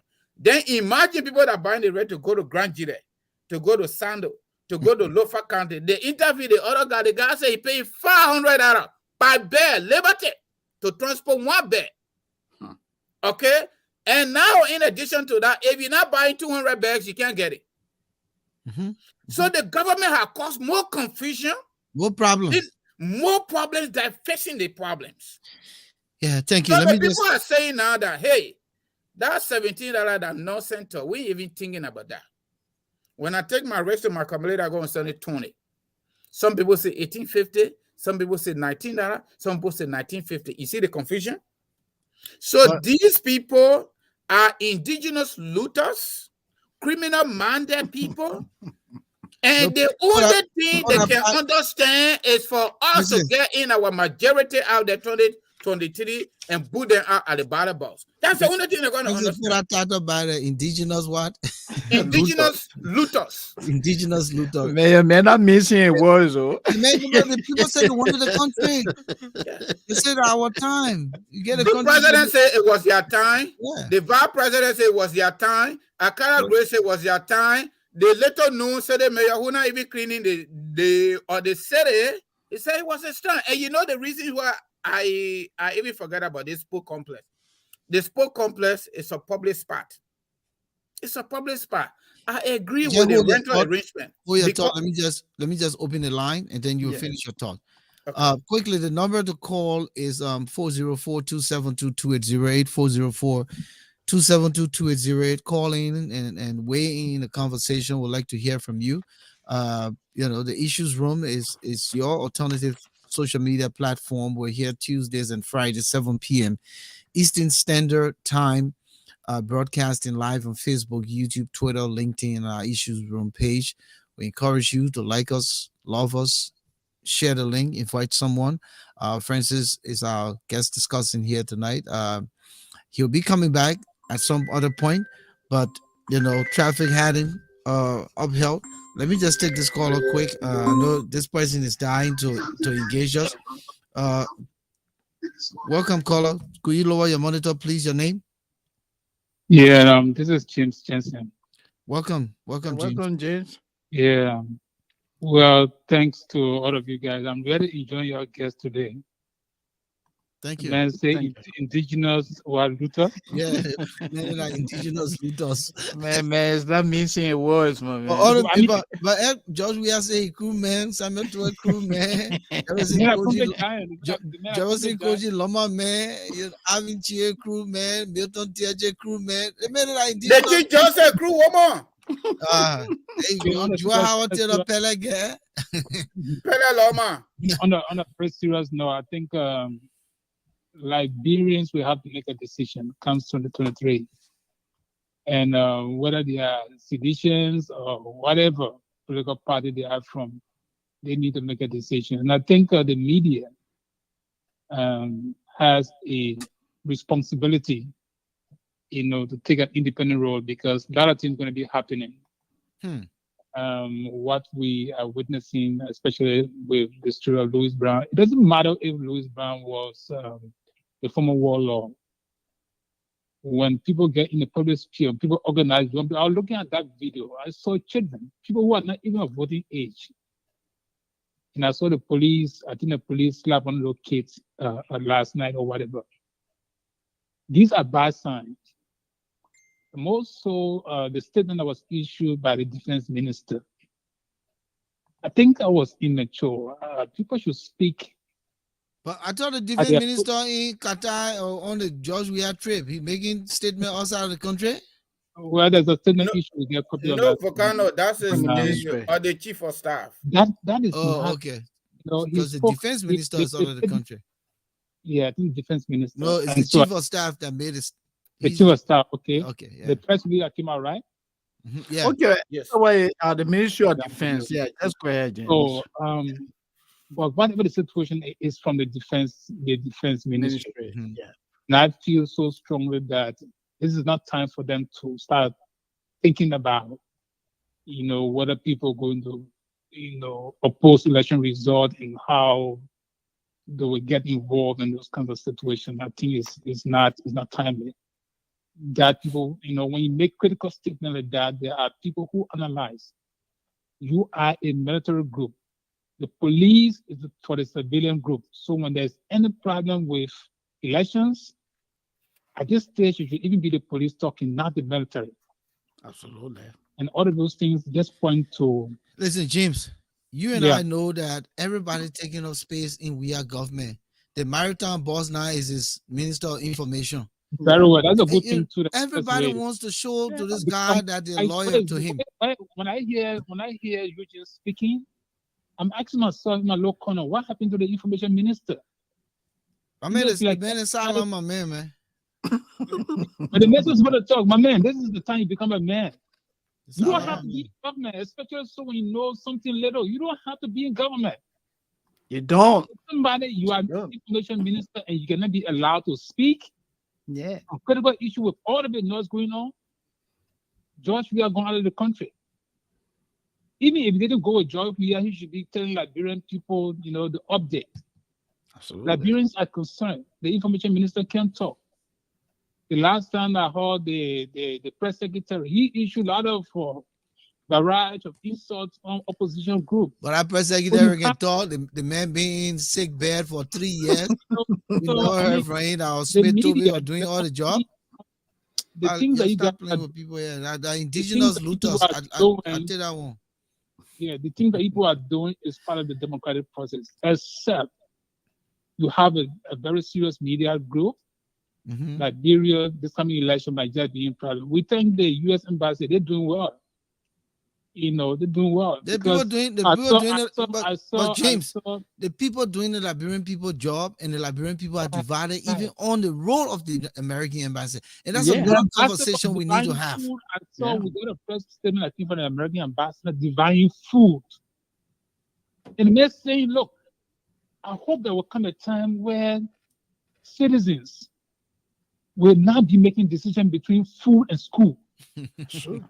It's sort of Liberia, those of you who are leading. Mhm. It means the country is so hard that people cannot even think about their sending their children to school. It's about They're eating. thinking about how to find food for the next day. Yeah.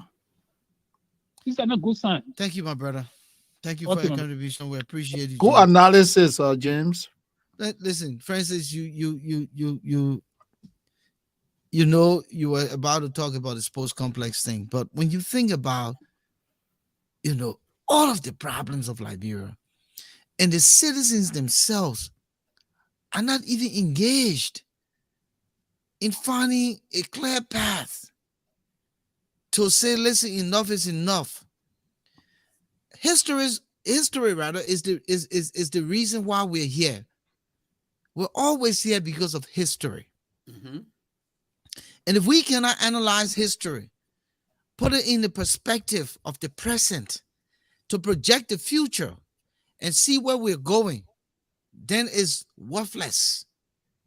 Liberia does not have history that it utilizes to discuss the now and to project the future. We had a civil war, that's history. We make comparative analysis. We look at Rwanda, we look at Liberia. That's history in comparison to what Rwanda went through, to what Liberia went through. But look at the stark difference in the two countries. A man who perpetrated a war in Rwanda, in Paul Kagame, who was a warlord, look at his dedication to transforming his country. Look at a man who was not a warlord, but an indigenous looter.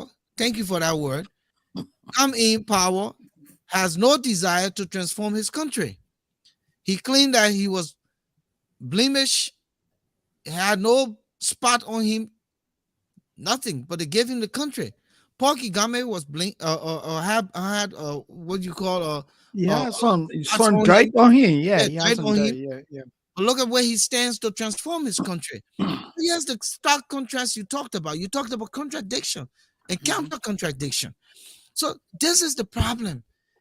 We have not used our history in comparative analysis to other nations that have gone through similar situations and have catapulted themselves into a new age and transformation.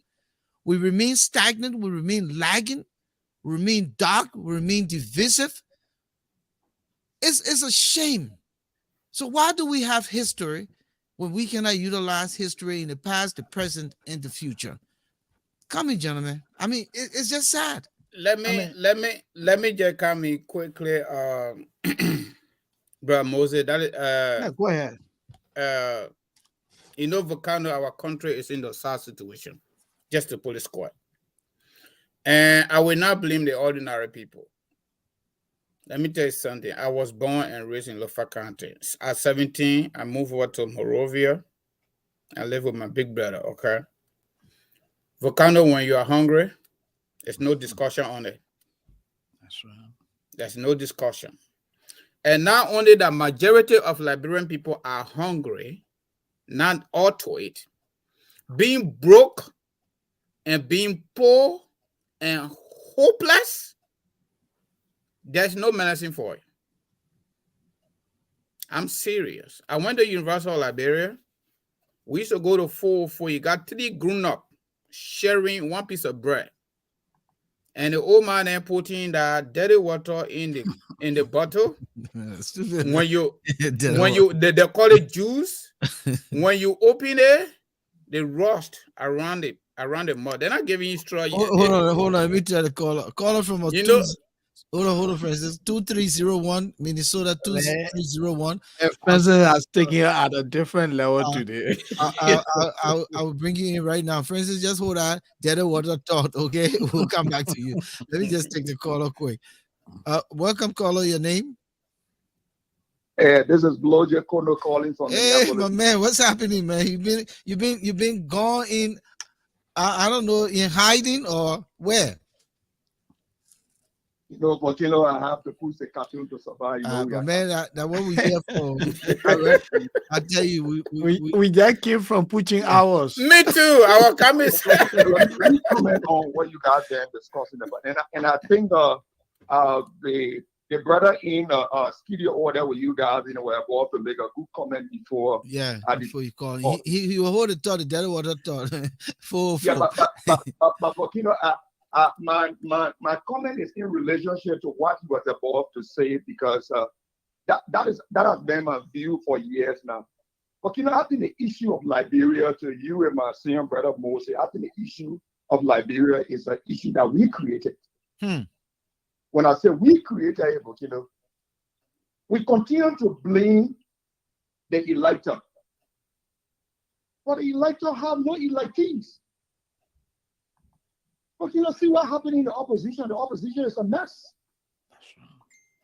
The people have no alternative. Our so-called educated class have refused to create competencies so the people don't know who to elect, who to trust. And that's the reason why Mr. Weah is president of Liberia today. And bluffing with the position too. The man just pack it there and just go on enjoyment. But you think why he's doing that? Because Volcano, I'm sorry to say, when I say we are not talking to you and I specifically, I'm speaking generally. Because we are feeling that, look, we are a bunch of foolish people. Come on, no useless educated people, professional, claim to be professionals. I can do whatever I want to do. I will get back to my and get myself re-elected. Volcano is a disgrace. Wow. The professional and academic classes in Liberia has failed. That class has failed. We have failed the Liberian people. We continue to blame the people. But you go back from one generation to another, from one leader to another since this country was created. The academic class has been given the opportunity for over 170 some years, and what have we done? We have failed the people. And that's the reason why we're having this discussion today. If the academic class had created an environment where we were holding people accountable, we were implementing, those different implementations that we promised the Liberian people were going to implement, the initiatives that we promised that we're going to carry on. If we're carrying all these things and things, those people will consider incompetent individuals today will not be in government. But those guys were given the opportunity because the people felt that, look, I think this is time that we look out to another group of people and give them the opportunity so they can serve and see what they can offer us. Until we can fix the issue, until our class can fix the issue that, look, yes, we need to sit and say, look, we have been the cause of this situation, and what can we do to fix the issue and move Liberia forward and put Liberia in the right direction so we can trend well? We will continue to experience what we are experiencing. But on how many occasions, from one regime to another, from one decade to another, from one generation to another, people will come and cause noise. You gave them the opportunity, guess what happened? They gathered together, recycled the same criminals group, the same unethical group of people who are not trustworthy, people who intend is to get into government for self-aggrandizement. They all gather together, you find a way, convince the Liberian people, go with a jargons and things and convince the people and get them say elected, and guess what happened? Carry on the same act that we're talking about today. So when will that change? Until that can change, and I can see different initiatives taking place in Liberia, I'm not going to hold the elected are responsible. They elected don't have electees. Show me the electees. Joseph Wanga. You know what? Alexander Moses, I think we need to hold a show on the doggone opposition. Yeah, the opposition, yeah. Let's wake them up, man. Let's wake them up. They haven't done anything. Let's wake them up, man. Yeah. Can you imagine no statement on the rights issue? No, nobody cares. Statement? Nothing. But man, yeah, I think you guys are saying something too, because That's a fact. But that is a fact. But how do you solve issue? You solve issue by creating what? Resolution. Who are the resolutionists? Why is it that you or senior brother Moses can get things done? Because you have developed what? You have developed a professional skill set. You have developed the expertise that when you are called upon, you can solve the issue that need to be solved. But unfortunately, let me put in a layman's sense. The electors don't have individuals they can look up to solve their problem. We don't have problem solver. We only have greedy, bunch of egotists, criminals who are not trustworthy, who are always looking for opportunity to engage in the investment. When you give an opportunity, that's it. They cause a lot of noise. You put them in government, they have no plan, they have no strategy in place, they got no project to carry on, they got no initiative, They always finding means. The only thing they could have come here with this corner behavior, come here with this corner plan to continue to exploit our people. That's what we're good at doing. So how can we sit and continue to blame these people for making mistakes? Who are these people elected? They are electing the so-called educated son. For many years, we say, well, Congo people, all the Congo people, they didn't do well. The Congo people exploited us. The Congo people treated us. Guess what happened? The people say, okay, you know how happy? I think this is time that we give our own children the opportunity. I love what you guys were just saying, naming the different officials in government. They are all indigenous children. What are they doing? Let me take this caller. Let me take this caller, Blowjay. Thank you so much. Thank you. It was a pleasure, Blowjay. Caller from Maryland. Hello, caller. Okay.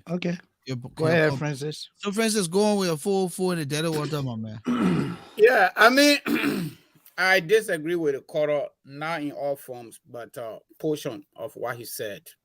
But you see, I left my own question. I asked you. No, I come and answer your question. I ain't talking about the opposition. We're reading history.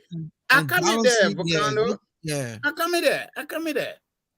So that we're talking about for those of us that went to university, even before I got your foreign ministry. Let me tell you something. If you went to University of Liberia, the time I went there before I came to the country, I actually graduated, but I didn't man. There was no money for graduation. I went to 404 to go. Yeah, I saw the kiting, the lapa. I said, no, I want to fool. That's the original lapa video. No, I'm telling you, I went to 404. Red run the boys down. Let me tell you something. We could not even afford to go to student center, the real center for all. We can't afford to go there. It's expensive. You gotta go to the old man. Yeah.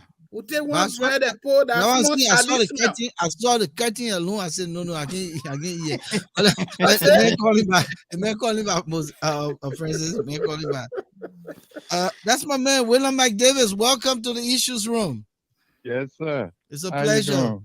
Yeah, my man. Sir. Let me get you something quick 2 minutes quick, my man. Make your point because my man will keep depriving him his thoughts. Yeah, okay, yeah, man. Yeah. Anyway, I'm so sorry for being away for quite a while, you know. It's good to have you. Due to some circumstances, yes, sir. Yeah. Yeah, what I want to say here is, my brother, you know, there are two problems I see with us, the Liberians.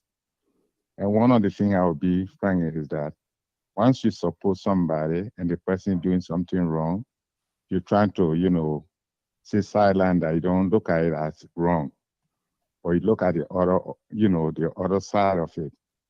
You see, like the brother that just talked, the opposition. I think, to be frank, Mr. Cummings made a bad mistake. You see, I think, and as you rightly said from the beginning of the show, Daros Delon set a blueprint for any individual to win. But the concept of saying, oh, no one opposition party or person can win election in Liberia, it has to be, you know, and say people join together. Yeah. It's not true. It's not true. You see, because let me tell you something, my bro. These politicians, these chronic politicians, they have a games that they're playing. And the MO is that this thing has been working for them for the past decades. Let me give you an example. You were at Duco during the interim government period time. You went, I don't know whether you went to the Liberian Peace Store at Hotel Africa. We were in the inner circle. Mm-hmm. Do you know how the late Bishop Diggs was taken from that position of being vice president? No, you're talking about, Bishop Diggs from I was assigned with him. We were at Vida 14. This same very Prince Johnson, the time for them to have the vote, the various and foreign faction, the late Amos Sawyer came to our Vida with Prince Johnson, and Prince Johnson looked at the bishop. He said, Bishop, I will give you my vote. I will give you my vote. You rest assured. When they left, the very coming Wednesday, and then you talk about Tim and Nathan Teji there on Taylor's side. Taylor said, Prince Johnson and Taylor could not. Prince Johnson said, look, we fought for this thing. We cannot only allow these people who call themselves, you know, opposition party people who never fought for them to enjoy on our sweat. Then Taylor said, but what you want? He said, I want the vice president position. You know what they did? Then Unimo came in. they start dividing all the position. Who will take this ministry? Who will take this and take that? And guess what? Taylor said, well, if you want it, I will vote for you to get it. That had Bishop Diggs was not, elected. Then you know who Bishop and IMPFL brought in? They brought in the late Peter Niger as the vice president. So I'm saying all this, that this guy, they know the kind of game they play. The same very McIntyre that you're talking about, when he came on the pistol as a member of the delegation from beyond the line. But guess what? Amos Sawyer promising that, look, if you don't go back to MPFL, because we want, this is the government that recognized by the international, community. If you stay in Monrovia, I will give you the position of Minister of Finance. He never went back, and he was made Minister of Finance. When he was made Minister of Finance, guess what? They late and Bates McQueen, the Speaker of the House. Yeah. My assignment changed. Then I was assigned with him. Time for confirmation hearing, and Amos Sawyer called and said, "Look, we want peace, and once we start influencing all these guys on beyond the land for them to come to Monrovia, we'll weaken and Taylor." But guess what? The man said, "No, this man, he can't be the Minister of Finance." So we're now have hearing for him. Guess what? There was some kind of politics that play in that whole thing. When you look, the man was not confirmed. They're moving from there. They bring Dr. Tape to be the acting minister. So as you look at Liberian politics, as the brother just left said, we have to get involved. If we leave it with these people, these chronic people, look, things will never change. Because you know what? Look at what happened now. They see that Georgia is no longer in a position to win. Who they going to? Cummings. Cummings should have known better. Say, look, you can support me, but I'm not going to, make you somebody key in my campaign.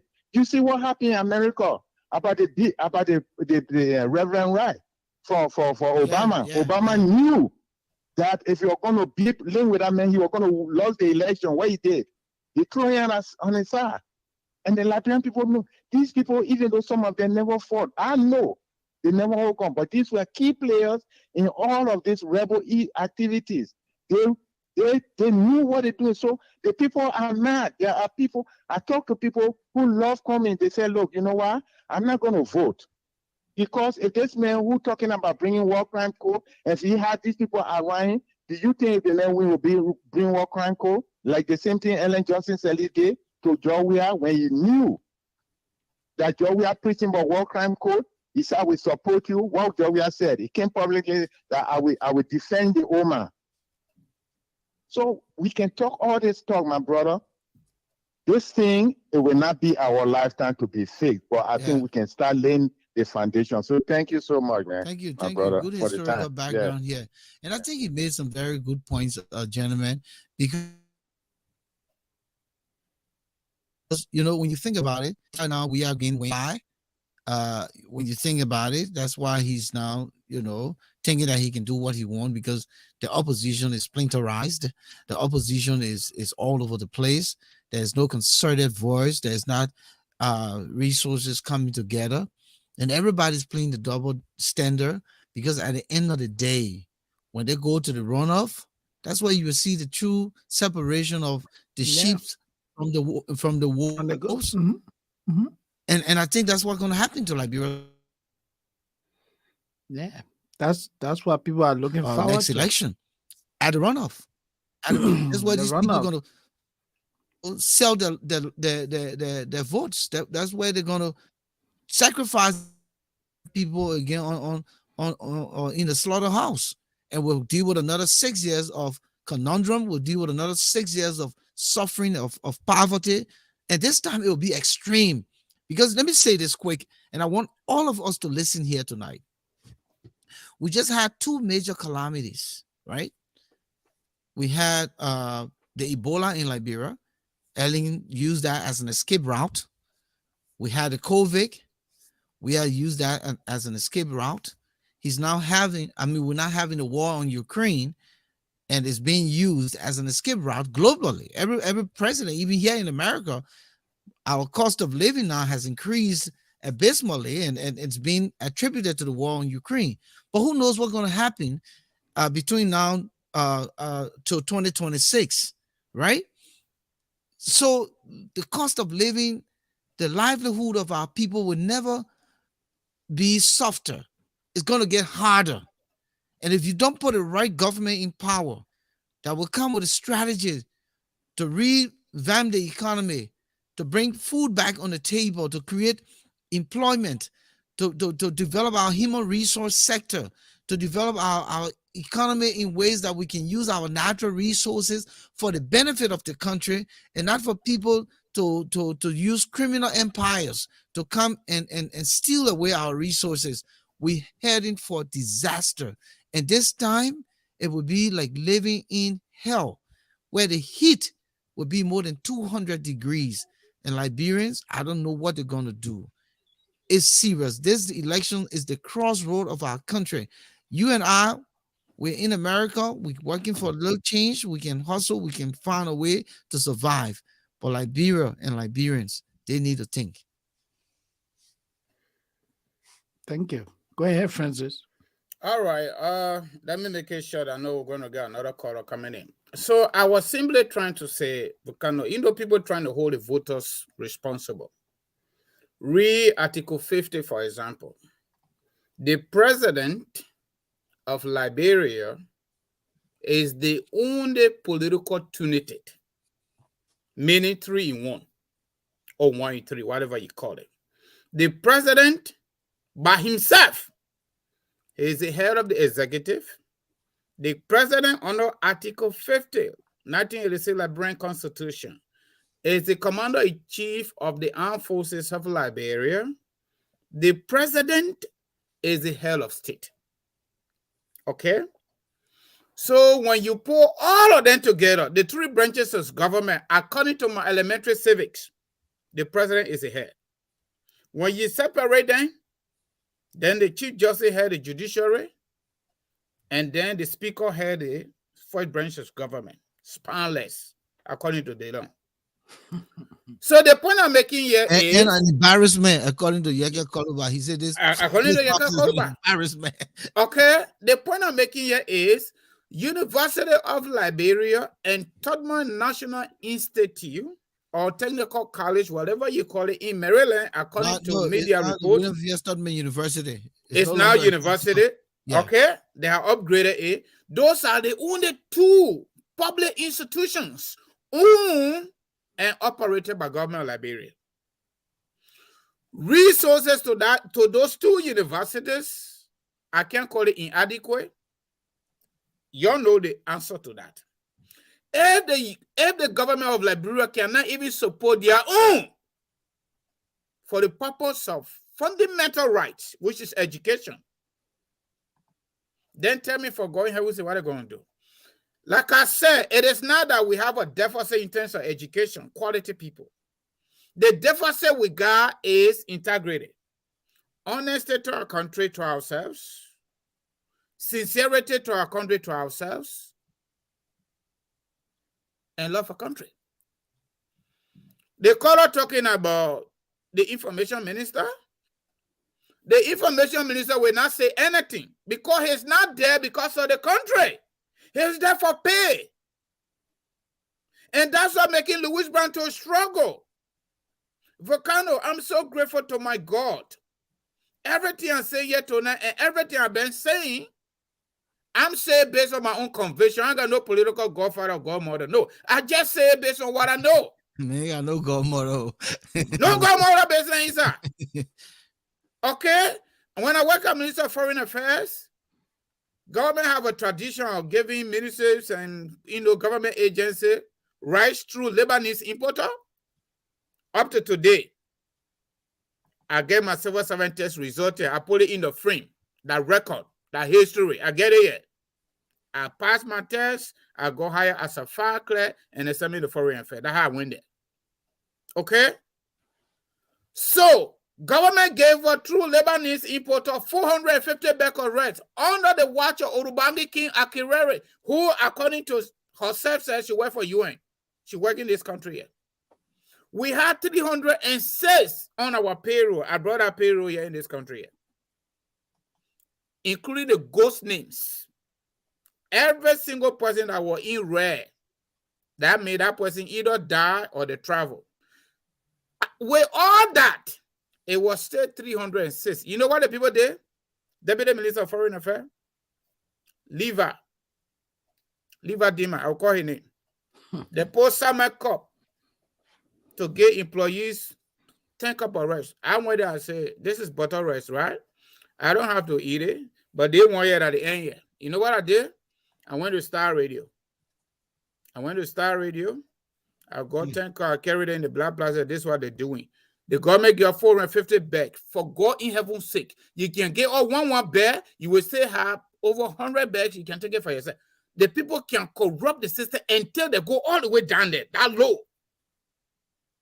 So the reasons why we are now following our history to make the future better, evaluating, examining yesterday, especially our ugly past, is because we are not there for the country. We are not there for the people. Who told you the people don't know about history? You want to tell me Joey doesn't know that West Benin made people to die in our country? You want to tell me Joshua does not know that public stealing got people to be placed on the lipo by Samuel Kayando and kill them for public corruption at all levels of our government? You think Joey know that? You think Joey know that over 250,000 people got killed by Charles Taylor and Prince Johnson and the rest of the people, including Ellie Johnson, because of public corruption? You think he doesn't know that? But he doesn't care. He doesn't care. Volcano. Under Article 50, the president appoint and dismiss you at will. If the president does not want the chief justice today, that chief justice going home.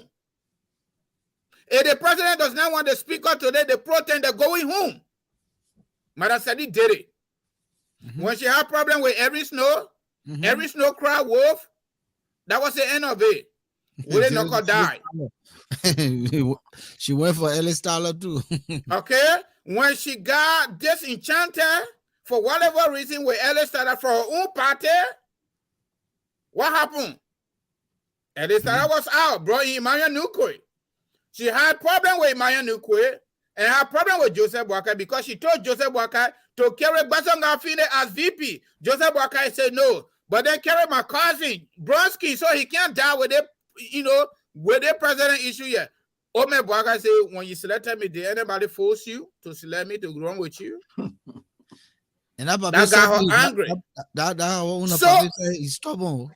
Let me tell you something. But Joseph Boakai is let me tell you something. There are a lot of people who don't understand this thing. When Eddie wanted the presidency, she went to NPP people. Okay? She went to NPP people, Cyril Allen, Joel, and all the people then. You know the campaign for her 2005, right? The agreement behind the scene was, we elect you, but we just want Taylor to stay to where he is. That was only leader there. Eddie agreed. No hesitation. When she finally grabbed the gavel, oh yeah, she sent the ball to the big. 2005, she didn't make any statement about war crime whatsoever about chartered business. When she got inaugurated with all that bullshit talk, when she got through, America got ready, UN got ready. She said, no, that thing, a bigger than my government, I got to go. That was the end of the story. So because of that, NPP hierarchy, the Star got disgruntled. So they supported Joshua. But that the same group, Madam said they supported Joshua. My brother, for going heaven's sake. Ellen Johnson said in Joseph Boakai government went all out there and gathered everything they gathered, including the road project for Lofa Kande, Bangam and the Kwama Highway. That's the project needed. I was not born when that project started, according to Minister of Public Works. Okay? So they got money from Qatar, according to them. How can you go with somebody who staged a brutal opposition against you? And during the campaign time, you carry them in Banga to break ground for their project that going to the home of your sitting vice president. You see the dishonesty I'm talking about? Is that loyalty to country or loyalty to self? Yeah. Only because she fundamentally disagree with Joe Boakai And Joe Walker, in her mind, running through, Joe Walker will not forgive her. But George Weah, a little known footballer who became Africa best, Europe best, world best, and gamble his money, I will give it to him. He never seen real money before. I will give it to him. I dare him to mess with me. That's the game. And she played it very well. Now the other man coming from Jesus Christ, left-hand side, called himself Redeemer, Messiah, political Redeemer, political Messiah. But he too is 360-degree angle away from what he's talking about. He borrowed Albert Einstein word. He's not even giving the old man credit. He's just using it. But look at what he's done.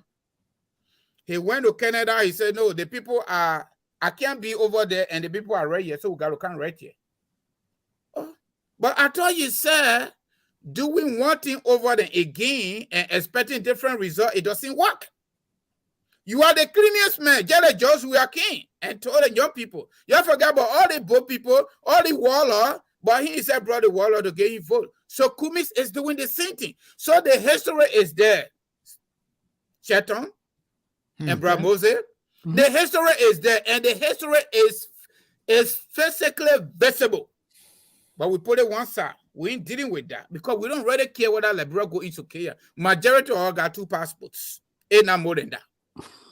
Y'all listen to George Weah, right? When he came to New York, Queen, I don't know where he went, kissing his dog. He says he's a global citizen. If you are a global citizen, what does that mean? You got many passports. You got many passports. That means a global citizen. So when the country get into chaos, then we survive. Then we go to interim government because the Constitution called for it. The Constitution called for transitional provision. It did. Is the country in trouble? So, my brother, one of the modern political philosophers indicated in one of the theses, any country, group of people, organization, including social club, that fail to evaluate and examine their history to determine the future, that group of people will not succeed. You see, America, when Abraham Lincoln got ready for slavery to end, there was a lot of opposition because of business interests. But he took a bold step and he was assassinated. Okay. However, America is succeeding every single day. Now 100%. This country has gone through 27 amendments on the Constitution. Different time on different issues. Addressing society's problem.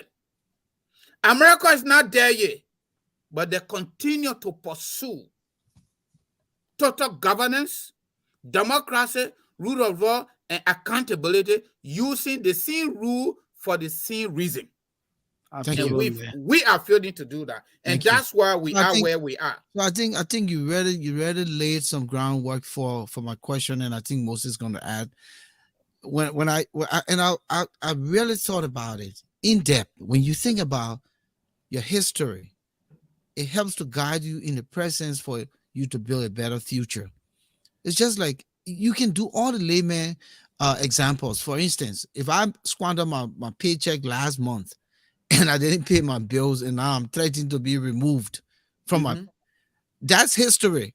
Yeah. So this coming paycheck is the future paycheck, but I need a plan now so that paycheck does not go to the same nonsense I did, but to utilize it to pay my bills so I can have roof over my head. If you do that, it's going to fall on you, just so you know. So that's what I'm thinking about here. Why don't we use our past and also use our past to apply it to other countries' past, similar to what we've done to ourselves? And Rwanda is the prime example in Africa. One of the things I learned from Rwanda's crisis was they did not vandalize the infrastructure. The war was more of tribal extermination. Okay, it was just the human capital they were destroying. They didn't go burning infrastructure.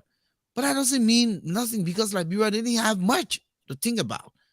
So we can use look at how much money the Ellen government got. Do you know we could have had some super highways in the country with overhead bridges with the money that Ellen got? Do you know that electricity in that small capital could have been restored within her 12 years? Rwanda did so much in 20 years. Ellen had 12 years. But Ellen debt was waived, all of the debts, and then bought millions of dollars. But look what she did.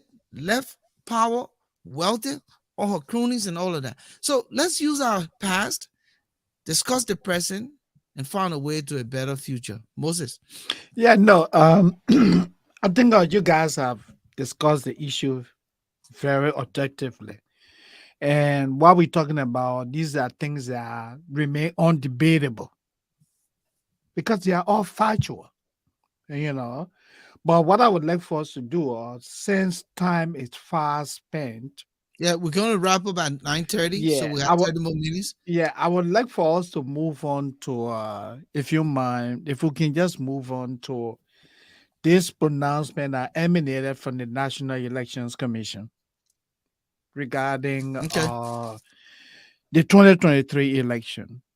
And I heard some of the senators say that Liberia risks running into a constitutional crisis. Uh, Next week, as previously announced by the Elections Commission, Liberia was to commence voters registration December 15. Mm-hmm. This week, the Elections Commission announced that the process will not begin on December 15. But the commission did not tell Liberians when the process is going to start.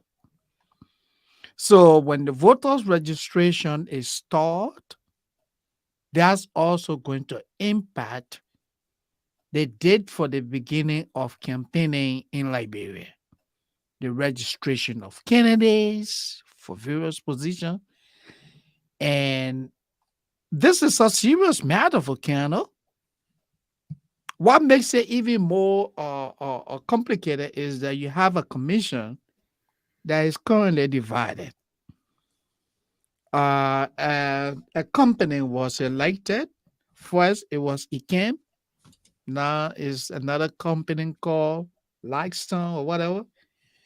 And this company that was recently elected by the commission and the approval of the Public Procurement Commission, the PPC or whatever, the company has informed the commission that for now it lacks the means of bringing logistics because Liberia is going to start using the biometric system for voters registration. It's no longer the archaic way that we did it in the past. All you need now is your thumbs, your fingerprints, and they're going to use that for the process. So the company that has been hired to do this, they say they need 5 months to do that. So it means that the logistics they're talking about not going to come in the country until April of next year. So if you start voter registration in April of next year, when are you going to complete the process? There are other unforeseen problems that may be associated with the voter registration process. The chair of the commission, Deanna Brown, a former senior executive of LBS, she come across as very dictatorial. Some commissioners of the commission are upset with the way she's managing things at the commission. I saw her in a video when she appeared at the Senate along with commissioners. They appeared before the Senate Standing Committee on National Elections, and her performance at a hearing was very condescending. Questions were posed to her, and she came across as autocratic, a dictator. And I don't think that is good for the Liberian. You think it stemmed from the fact that she's supported by the ruling by the president? By the president. Volcano. I gotta say, I come in. I got to stand for the president because he's the one that I'm answerable to, Yeah, and one of the candidates here. And with him coming back to power, I will sustain my job. yeah, and the NEC, in theory, is an integrity institution, But in but in practicalization, practical or in mhm, today's Liberia, the commission mhm. has become what? Compromised. You know how the other has compromised the commission. Her her relationship with Musa Belede in the Liberal Party case situation. How can the chair of the NEC, accused by the Liberal Anti-Corruption Commission, facing trial and allow the chairman of a political party to pay her out? Doesn't that equate to what? Conflict of interest? This is the person who's supposed to decide who gets what as a political party or not. And she's in a legal problem. A chair of a political party comes and says, hey, I will work with you. I will secure a bomb for you. Where in the world will that happen? Where in the world someone who is a top manager will allow his supervisor, to give him a costly gift? Where? Except in Liberia. So you have a chairman that has integrity problem. Because she has integrity problem, the integrity of the commission has come into question. And not only that, the other, Madam Brown Lansana, is very arrogant. I want us to discuss this briefly. But bro Moses, let me just chip in. Not only that the chairman of a political party, but a chairman that has an internal wrangling Yeah. in their political party, the very election commission is presiding over that internal wrangling or internal problem or internal conflict, and they have even refused under her watch because of her arrogances, Yeah, and autocratic in nature, to do her job. Okay? In addition to that, Amazon thermometer, yeah, she hired her brother to sell Amazon thermometer to election commission for almost $1 million. Amazon thermometer. Because of the government of Liberia, through LACC and Minister of Justice, took her to court. But again, Nathaniel Magay said they missed his identity. That's why he sealed. C4 said, and people are impersonating him. yeah. Yeah. C4 said, hey, I never even had a petty cash at Minister of Justice. yeah. It is his boss, Musa Dean, that does that. But C4, you need to go read it. You are a lawyer. No disrespect. Big brother. Go read the sanction report. The sanction said you took money. The sanction said you compromise cases, you draw high-profile cases for kickback from the people. Now, Yeah. I'm not a lawyer. I'm just an ordinary guy, but I follow through, okay? The government came out through CFA office, former Solicitor General, and dropped the case against David Eto Brown Lasana without prejudice. According to legal minds, when the government, through the Solicitor General of a drop case or cases against any defendant without prejudice, that means they put their hands in the cookie jar. There is a demand in between there. We are dropping this without prejudice. We want you to hold constant this. If he messed up, we're coming back with that case. So how can that woman even be still member of the election commission? Yeah. Not even chairperson. She should not even smell that compound by now. If Liberia were not Bananas Republic. Yeah. Okay? If Liberia were not Banana Republic, under a four-party president. Hold on. If Liberia were not Banana Republic with indigenous looters. Oh, my man. I like the Oh, my. combination, Volcano. If Liberia was not a Banana Republic with indigenous looters, Yeah. This one will not we'll be happen having a anywhere. problem. No. These boys We'll be are in a problem. indigenous looters. This woman should be in court, facing trial, facing her own legal issue. instead of her being even the chairperson of our election. And let me tell you something. This is the same thing Chancellor said, right? You know, Volcano, you talk about opposition political parties, but you know what? Since 1997, with 13 political parties, only Chancellor won it. Any kind of way you want to put it, you can put it, but he won it, okay? That's the result we got. That's the history. According to Election Commission, up to today, I check it, we got 21 registered political parties in Liberia. All the talking we're talking, probably we're talking about 3 for the most part. Unity Party, Liberty Party, and the ANC. You want to talk about Tier 1 Gong Road, you can talk about him. But those are the 3 major ones, okay? All right? But that is it. There is none of them, including Alexander B. Kumis, have the country at heart. Now, ANC people are saying, the statement from Costa, who is not a political leader anyway, but he has voice. The statement from Dillon, they're not healthy. Okay, I agree, they're not healthy.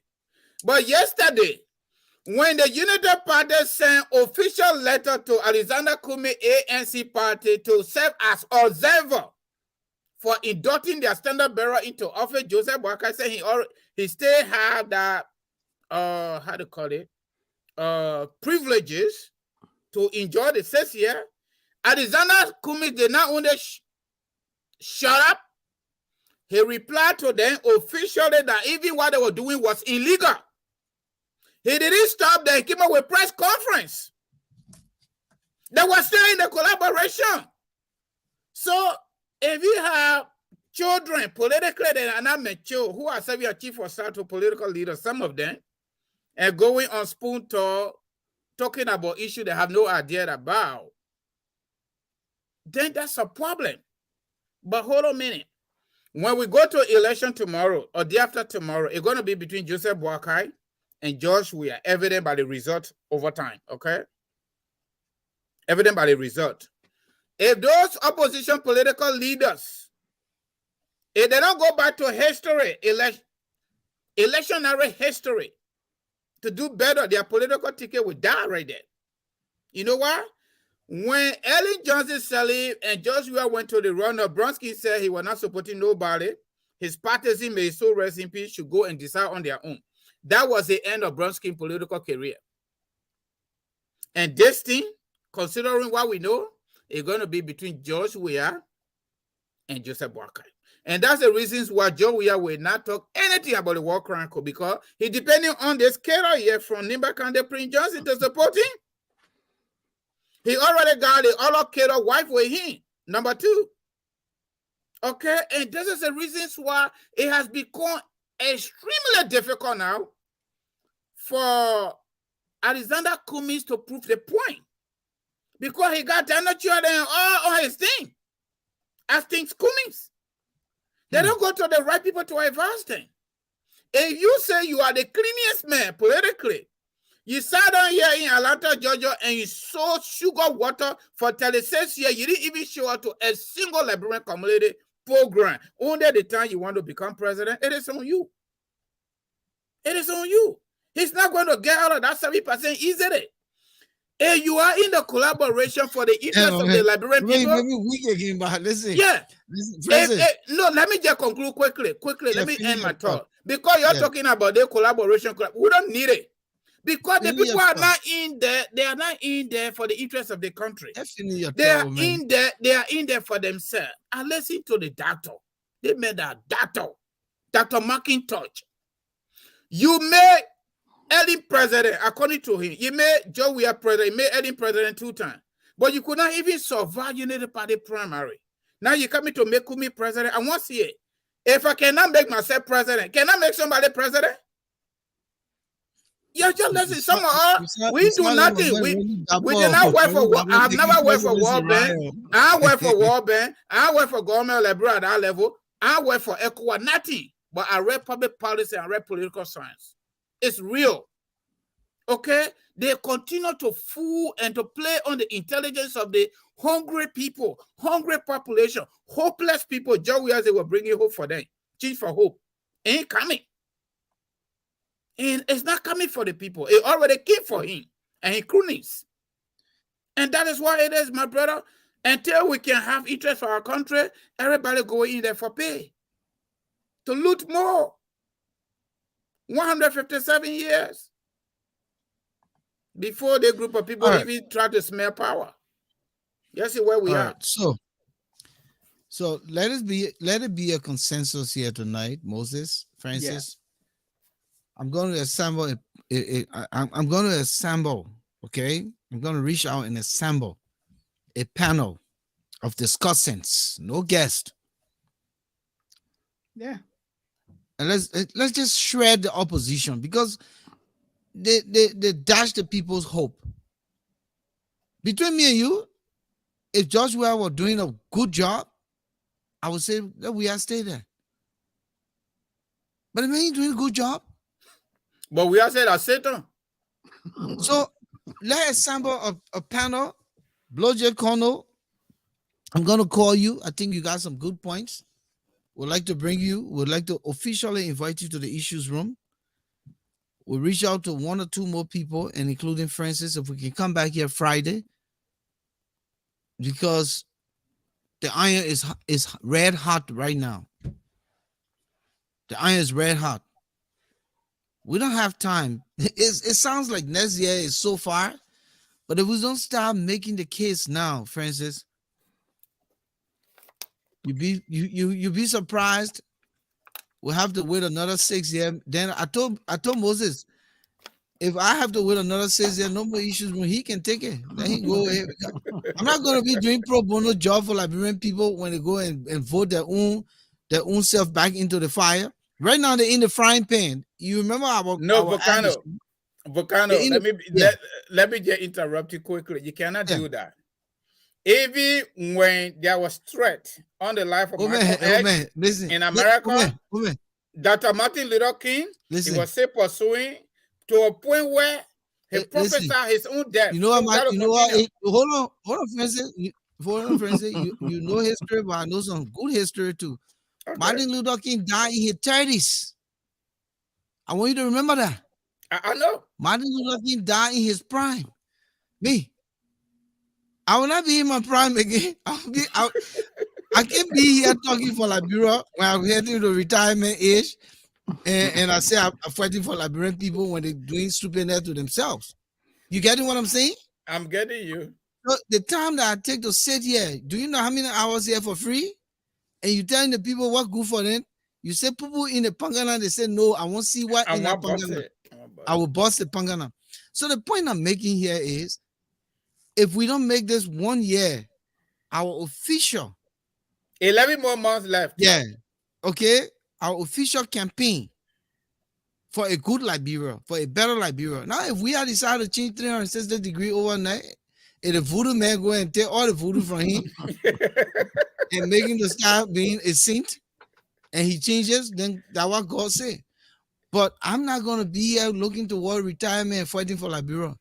Martin Luther King died in his 30s. I believe Malcolm X was in his late 30s, maybe early 40s. I didn't check his age. But you know what it means to be going toward retirement and fighting for people who don't care for themselves? I can't do it. So we will try to thank you, Blowjet. Thank you for accepting the invitation to come here in the issues room. You're a very intellectual brother. I know you for a long time, and you can come here and join the conversation. Francis, are you agreeing to join us here on Friday? Yes, same time, right? Yeah, 7 p.m. Okay, I will try. Yeah. So we'll come here to shred the opposition. Moses, I am appealing to you and to our audience. We'll bring in Randy. All right? Oh, that another butterfly, political butterfly. I would say for free. Let a butterfly come flap and win, right? But it's opposition talk. Right now, the man got his points. And he's making some points that the opposition is not being honest. And you strike some of those points here tonight. Of course. Yeah. So let's hold a conversation. Let's wake the opposition up, because they're sleeping. They're not ready for this Herculean fight. Let me tell you something. It's easy to beat an intelligent man in any competition. I want to say this, and I want Liberian people to listen to me tonight. For my level of education and my degree of intelligence, it is easy to beat an intelligence man in any composition because of his degree of intelligence is not going to scoop to arguing, to fighting for something. All right? Because they say to gain wisdom, you act what? Stupid. Ain't that true? Yeah, Yeah, what I said. sometimes, Mhm. sometimes. I mean, I'm just saying that's Yeah. a general adage. Mhm. But to beat a non-intellectual man in any competition is almost impossible. They're going to Just stone read, you. yeah. But you seeing what they're doing now, Mm-hmm. creating threatening tactics, Mm-hmm. fear in the opposition, fear in the Liberian people. Jefferson Koji leading behind the scene gangsters to attack opposition. So that's the degree. These guys are not able to analyze the unintended consequences of their actions. You follow what I'm saying? Mm-hmm. Because intelligent people, learned people, will say, what am I going to put myself in trouble for? A hooligan, a gangster, a man with low mentality of the process or the topic or the issue will do whatever it is to sustain. So the point I'm making here is that if we don't make the case now, we're heading back for another 6 years, and I'm not ready to do this. I'm not ready to go this long. This is the fight now, and the fight must be continued. And Volcano, quickly, let me just say something. You made a very powerful statement, and It is. let me tell you, thank you It for is, that. Moses. As you spoke, one question that came to my mind is that where is the young man from the University of Liberia when the students staged the protest on July 26th? That young man was humiliated, physically assaulted. The Liberian government came up, condemned the situation. They said those involved would have been prosecuted. They were taken to court. Supporters of the very government went and filed a bond. Those people were released. Today, what is the health status of that young man that was physically assaulted? Jefferson Koji and his men from the CDC masterminded that. Tell me, people do not have the right to publicly express their opinion or to assemble in we as Liberia? Mm-hmm. Bananas Republic. What is going on here? Yesterday, Mr. Louis Brown would have been the late had not been the intervention of the police. Where is Liberia? The very Jefferson Koji again is And being accused of what? let me Being just add behind the this. brain. And you know the reason why the police were probably quick to respond because they're right within proximity. This is on the Yeah. Capitol bypass, and the On the police Capitol headquarters is right bypass, across yeah. the road. Mhm. So imagine if this was happening at Cool FM all the way Pinsville around the Transformer Zone 5 area of some kind of radio station in Ghanarsville or somewhere. Forget it, old man. That coming to You're us on from your the news. own. I'm telling you. You're on your This is own. a I'm walking telling you. distance from the National Police headquarters. Maybe that's why they were quick to respond. I think so Yeah. too. Yeah. Yeah, Volcano. Come on now.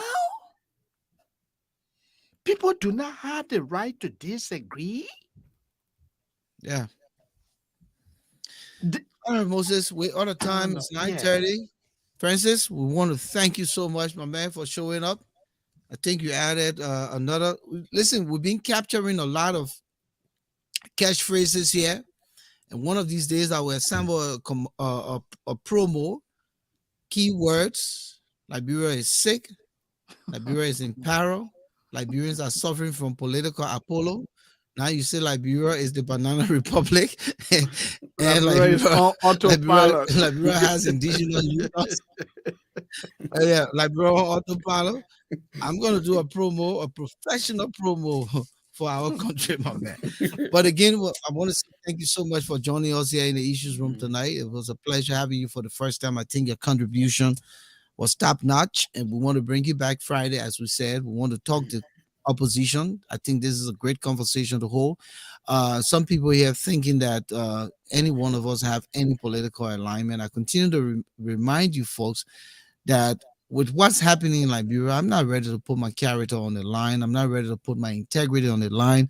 I'm not ready to put my little small cartoon pushing monies on the line for this is the best that I can do. I have no political affiliation to no political party in Liberia with no intent, at this time.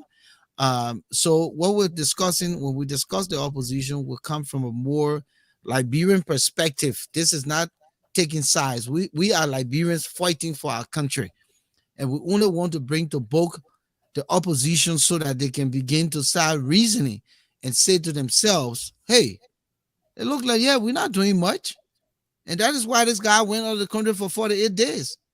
Oh yeah, we're not doing much." There were people, Nathaniel McGill can say he want to come back in government and this time in the Senate with everything that is happening. Oh yeah, we're not doing right. That is why we have all this conflict of interest in this country. This minister who is education minister, he has his private school. This minister of health has a hospital. Oh yes, we're not doing right. That was Samuel Tua can stand just lie openly. Oh yeah, we're not doing right. Because maritime busting to information, so many nonsense happening in our country. And if we have a strong opposition, Moses, you got to mute. Moses, you got to mute. You got to mute, Moses. If we have a strong opposition, then of course, we will do what is right. We will begin to hold the government foot to the fire. And that's what oppositions are in politics for. But it's unfortunate. And so we need to have this kind of conversation to reignite the fire of the days when Darius Dillon won, and I will try to see if I can reach up to Dillon. But honestly, we got to have this conversation and we got to reawaken the opposition force. That wants to share something but couldn't reach you. So the caller just called me. You want to contribute to the discussion quickly, please? But why the caller can't call? The number was there. Yeah, but let me just put the caller through. Yeah, Mr. Mountain, are you there? Mountain Bella? Mountain Bella, are you there? Yes, I'm here. Yeah, go ahead, sir. Share your thoughts. Yeah, I listened to the conversation. It's too low. You got to put your speaker to the mic. Don't have understanding. Put it on speaker. Put it on speaker. That's what happening. So-called It's on speaker. opposition. I think there's an alternative. What's this? Tell the caller to call 404. Tell him to look on the look on the screen. It's too low. Mr. Bella? Yes, sir. I don't know. I don't know what is going. I don't know what is happening. Yeah, Francis. So so yes, as I was saying, I mean, there's no way we can do this without saving our country. But I'm not ready to do this when I'm going for retirement, my brother. Yeah, man. Come on. You're not going to use your little cartoon money. Yeah. It is funny but serious, So we're waiting for our last caller. The number is posted. Tell you to call 404-272-2808. The number is posted. Imagine I come joke with us. The way we extending for the few minutes. We want him to bring a powerful comment or a message, whatever it is.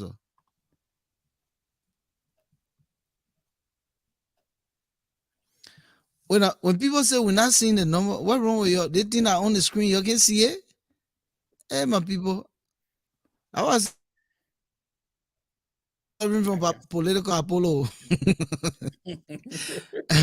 I'm just kidding. Like people, you got to the teaching person. Okay, so we got a caller. Good evening, caller. Your name? My name is Martin Bella. Welcome to the Issues Room. Yes, thank you, Mr. Shelton, and friend and brother Francis from the Gentleman Club. and Mr. Moses Sunday. Good evening to you. I've been listening to the conversation. I think we have an alternative. Welcome, Mr. If Bella. the Well, rest of Emerson, my man, the Emerson, we ready to close the show. You've been listening, and then you call. You see, that how y'all do your una vote will not be counted. Oh. You know the people get cheated in election, then you wait until the last minute, then you say you won't vote. Oh. well, sometimes it's better late than never.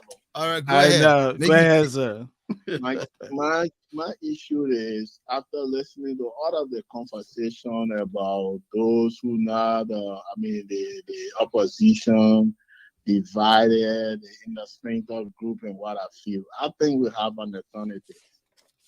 People keep saying the opposition, they corrupt, or they got disagreement among one another. But what have we thought about Tiawan Gonglo as an individual? Some of the conversation I listened to concerning him, the people say, oh, Tiawan don't have money. Some say Tiawan too straight. What You see, are we Ballot, looking they for let as straight man. I think Mr. Bella is striking a very Sunday, salient I point, was you know. so upset after Mass. We stood in front of the church and similar conversation came about. And people were saying, I want too straight, I want to have money. But are we looking at a rich person, or are we thinking about a character or somebody that can deliver the Liberian people from the slum we find ourselves in? We're talking about law and order. Everything in this country has gone haywire. And we see that individual can bring sanity to the country, the judiciary, the police, government as a whole. And yet, I hear people say the man don't have money. Some say he too straight. So we want to go there with the same mindset to exploit the Liberian people, to do the same old thing that we were doing as coming there over and over and expect a different result.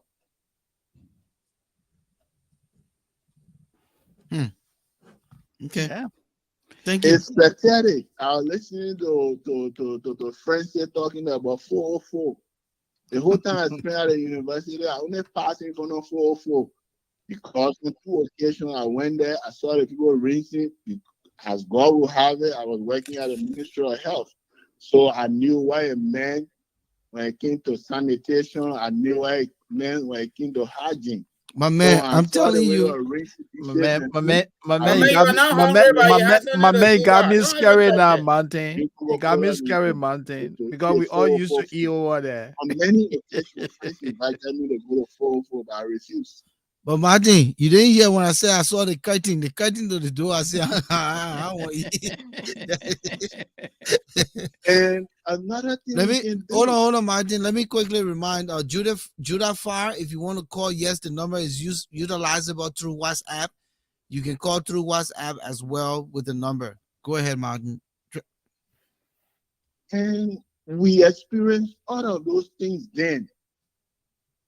And we were privileged to be around here to think about better Liberia. Volcano, you and I know sometimes we go on the whole time up page. We see some of our so-called intellectuals. The reason why I stopped arguing on our football field, one time we were there and somebody was saying, somebody who was obtaining a master's from Temple University were praying so that they can become commissioner in Rambasa County to initiate the late guys that were coming from Grove Bush. Wow. Now, with a master's degree, coming with that kind of mindset, to even mention that here among people. That was shameful. And then what we expect, the same thing will happen over and over. That's why a lot of them are afraid to support the Gonglo candidacy because they say Gonglo too straight. So all of these things we're saying, the people who come in, they almost the same old wine in new bottles. If they can say the man too straight. So we want straight person. It's sad. Yeah. It's sad, it's pathetic. and we need to think better. Because sooner or later, I listened to another talk show. They were talking about, they were going to the embassy to go demonstrate, blah, blah, blah, because they see that the people interfering into our affairs. And some say, like anything, they must stop them from sending a Western Union. Do you know that when they stop Western Union, money grant, and all of the things that we use to, send money to Liberia, if that come into effect, you know what will happen? It will be there during the war where the kids were walking down the street and put 2 sugar cane, they drop you on the road, they take a feeding to eat. That's how grown-ups themselves will be behaving. And we think that's a joke. Some other politicians, but hey, where is the love of country, my people? That we sit and say the man too straight, the man ain't got money. That money, the man gonna rule the country with. The man telling you what he's going to do because he's telling us the judiciary will not be interfering with the police for the same thing. If you government official, you misbehave, you go through the due process and you'll be prosecuted. So they see it as being too strict. They're using money as an excuse. All right, Martin, we got to go, man. Listen, Yeah. Thank you so much. I hope, maybe Friday, I hope I have the time to join you people. You have to. Thank I see you selling Gonglo, and that's good for I mean, the opposition. No. Listen. I'm saying it in honest terms. I think Gonglo has the resume, he has the pedigree, he has the character. I know the brother, I know his wife very well. I think he you can go out there, look at the records, you won't find anything on that young man. But again, the Liberian people, like my man said, they're in a banana republic, so there's nothing we can do. We just got to keep fighting. So join us Friday and let's have this conversation because it's all about the opposition. It's all about them. Thank you. Okay. All right. Gentlemen, Thank we got you, to sir. go. Yes, Let's sure. wrap it up. 30 seconds each. Francis, you are our guest discussing. What's your impression tonight? I think we had an authentic and fascinating conversation. Again, I want to still apologize to the team and also our audience for running late. However, by the grace of God, next we will be here to get to another conversation. But something I want to say to our callers and to our viewer. You don't need to worry about the people you have not tested. And let me tell you something, even in the West, unlike Netanyahu, the newly elected prime minister of Israel, he was there before, they just re-elected him. Venezuela just did it again. For the most part, globally, wait. Sorry, I didn't follow international news. You've seen Benjamin Netanyahu has been re-elected? Yep, As re-elected prime minister? Wow. Yeah, Israel. So it's been around for a while. Yeah. He even had an issue where he went to court, whatever happened, But I'm just saying that to say, my brother, human being is not a corner you can pinch to see what in them. And politics is all about that too. Even like, Volcano, I know you used to interview people before. You didn't pinch on anybody. You look at their paperwork based on their answer to your interview questions. You hire them. Some people will show up very well. Some people, they can't even finish with the orientation, they're gone. And I did it too. I hired some people, they didn't even finish with orientation. They couldn't even do the login. They're gone. But you know why? It is not where we sleep, but where we fell. And it is not even no problem about falling. But what is our commitment, our dedication, and our willpower to wake up and keep moving? That is a fundamental problem. If you say everybody the same 6 and 7, you're not going to go anywhere. And again, people need to understand. Our people need to understand, including those of us that been to school. We got all these degrees. We need to read a little more. Okay? If we don't keep on trying, we're not going to go anywhere. We have to keep on trying. The opposition, let me just say for the record, because I'm also co-hosting another show. I don't want somebody to come here and say, oh, Francis didn't say. I am supporting Joseph Boakai. I'm not on the fence. Just for the record. I am supporting Joseph Boakai. And the fundamental reasons why I'm supporting Joseph Boakai, because Joseph Boakai have not been tested yet when it comes to the presidency. So we don't know him. We did not know George Weah. We made him technical director for Lone Star. We got to know him at that level. We made him Senator. Masarado County, senior senator. We got to know him. He didn't put for a single bill. He never spoke on the floor. We made him peace ambassador. He took the money from Eddie and came to America to sit down. He didn't graduate from high school. He stopped to 11th grade. He came to America by law and by policy and procedure. Even people here that had 18 years because of no child left behind law, if you don't finish high school, they say the GED. He admitted. Okay? He did GED. Okay, if he did a GED and went to college, he wants his degree. We want him to publish it. But it does make cannot even publish his answer, even though he declared it. So let's leave that one. We tested George Weah. We know who he is. He is the leader of indigenous looters. He is the commander-in-chief of that group. We know him now. We don't know Joseph Boakai here. We don't know Alexander Cummings here. We don't know Tiawan Gonglo here. We don't know Simeon Freeman, the businessman here, and the rest of the people. We don't know them yet. So, my people, what we are saying, my feed is in there. My brother, when the people get job in Liberia, our own cartoon dollar will rest. It will rest. So that's the interest we got. If you call me, I can do it, I do it. If I can't do it, I can't do it. But Volcano and Brother Moses, we need to keep the conversation going. We need to encourage our people. We need to motivate them. We got to keep on trying. You can't say that and say the other people doing bad, the other people coming, they will do ugly. No, we just got to keep optimistic and keep on trying like American people. They keep on trying. Okay, so I want to say thank you to you guys for the invite. I want to say thank you to our audience. Hopefully Friday we can come and discuss it on an objective basis. It's not because supporting John Brown are coming to say no, leave that. Just forget about that. I'm not a perfect person, but I'm trying to research people. I'm trying to research the issues. And when we come here on Friday, trust me, I'm gonna put it down the way I just did it tonight. Thank you, Thank Francis. you. It's a pleasure. Go do your thing, my man. We'll see you. We'll catch Yes, so Francis, it was a pleasure having you, man. We really appreciate the time spent together. I think it was a great discussion, very objective. And like you said, like Volcano said, this is not about any of us here tonight. It's about the good of Liberia. We want to see our people live a better life.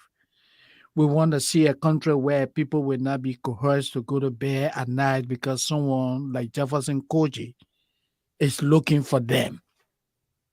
We want to see a peaceful and stable society. That's why we continue to urge our people that George Weah must be a one-term president. Let me re-emphasize that. Mr. Weah must go. He's not up to the task. He will never be. Re-electing him will impact the future of Liberia negatively. Please, my people, think about Liberia. Forget about the immediate benefit. This is about the future of your country. This is not about friendship. This is not about tribalism.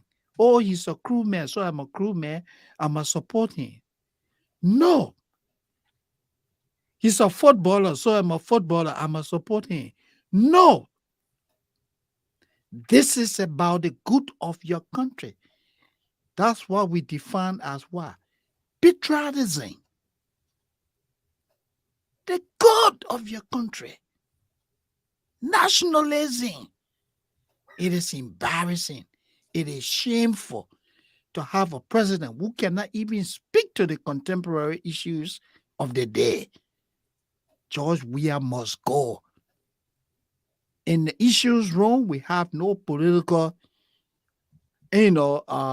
link or association with any of the candidates. We challenge people to prove us wrong. So let me wrap it there, Volcano. Listen, thank you, gentlemen. I think it was a great conversation from my end. We struck some very important and salient points here tonight that should be considered, and we can use these as the framework for Friday's conversation, because it will serve as a segue into the conversation. But honestly, I believe that we can rally the troops to unseat President Weah. I love the guy as a human being. I love the guy as who he was for what he did for himself, and the putting of Liberia on the soccer map and all of that. Even though he failed us getting us to the World Cup, but he was tried as an instrument through which we talked about putting the wine in a bottle, and he was that bottle we thought to put a wine in, and then he didn't do well, and he has not done well and will not do well. I know when a person means business. I am in leadership. I lead people. I know when someone has the positive initiative to change the situation. You don't even have to force them. They come in ready from day one, and they hold themselves to the standard. Okay? This guy is not holding himself to the standard, neither is he going to hold anybody else to the standard, No. because the standard begins with the person in leadership. And Weah has not shown that he's able to hold himself to the standard. And so all of the people around him are even believing to themselves that they're way smarter than him, whether book smart, street smart, any kind of smart, because he has shown to them, just bring my share and you do what you want to do. And that's the kind of indigenous looting they're doing, like Francis alluded to. So Weah is not ready to be anything when it comes to leadership. All Weah wants is to have the freedom to live his life, to enjoy himself, to do what he feels that that pleases him. Just like when he was an ordinary soccer player, when he was a superstar, when he walks in the room, he claims attention as he thinks. That's all it is. He's using the presidency to make some contacts and to get to places and to get those things that he missed to enjoy, but at the detriment of the suffering people. Weah is not caught for the presidency, and he will never, never improve as a president. Leadership is the hardest thing you will ever do in your life. To manage people, it is the hardest thing you will ever do. And if you don't start from day one holding yourself accountable, you will never hold others accountable. And in leadership, the people you sometimes lead are smarter than you, they're intelligent than you, they learn than you, they're way bigger than you. But the way you carry yourself and the values you show to them are the values they will emulate, and they will follow you. And Weah has not shown it. He has shown corruption. He has played with the integrity of our country. He's brought degradation to our country's image. He makes appointments that he doesn't even understand, the people he knows nothing about. He's just clueless, like you always say, Moses. Yeah. And he does not have leadership pedigree. And I can look in Weah's face tonight through these mediums to tell him, please don't let these people fool you to say you're running again, because it's just a waste of time. You've gotten what you wanted. Take it and run. Take it and run. And let us save our country. You've done some investment in Liberia. You want to enjoy those investments. Pushing yourself to another 6 years because you're allowing Jefferson Kuji to think that he can scare the people. Not picking up picking. How long it take to slap that man, put him on a wheelchair and put a seatbelt around him? That's nothing. The Liberian people fatigue don't mean anything. It doesn't mean that they have gotten to the point where they have given up.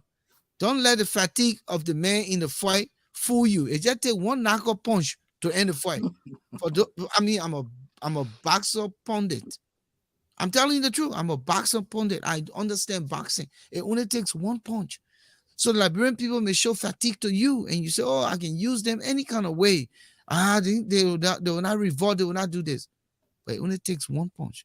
So all these foolish men running around the place acting like they in power, Jefferson Koji, masterminding gangsterism in the country, he needs to be careful. He's a young man. He has a future ahead of him. What other people haven't done? Where's Momo Giba today? He just got deceased. Back in the day, you hear about bulldog, mad dog, those kind of dog. Mm-hmm. Those were the dogs with teeth. They'll bite you. But where are they? Caesar Massa and all gone. Yeah. So let's The be guy that careful. read to Banga, he gone. Let's be careful in this life. But Volcano don't go far. They are big better. He in jail under umbrella. He can't call it off. And I Charles said that. concrete bed, oh, concrete bed. The man was sleeping in water mattress, like concrete bed. But so let us be careful how we do these things. But That again, is it's bad. just the hope for our country that we can bring the right governmental power, that we can resuscitate the economy, that we can bring the rule of law, that we can straighten our borders and not let foreigners just invade, that they don't come and take advantage of our indigenous and poor people. So many things we need to fix. In fact, the whole country needs total fixing. And so that's my thought here tonight. But gentlemen, thank you so much. I'd like to quickly recognize Ellis Stevens, Loja Kono, Judah Farr, all you guys, Mapu Hall. Thanks for staying there with us this late. We appreciate the time. We were up there, but the numbers kind of dwindled because I know a lot of people thought to leave.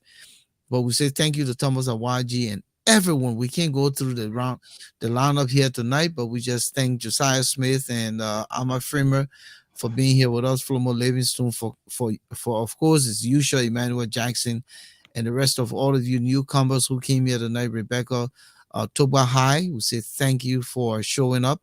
Henry Johnson and Florence Kingsley, we say thank you. Alexander Boniface, Emmanuel Hayes, we say thank you for joining us here tonight.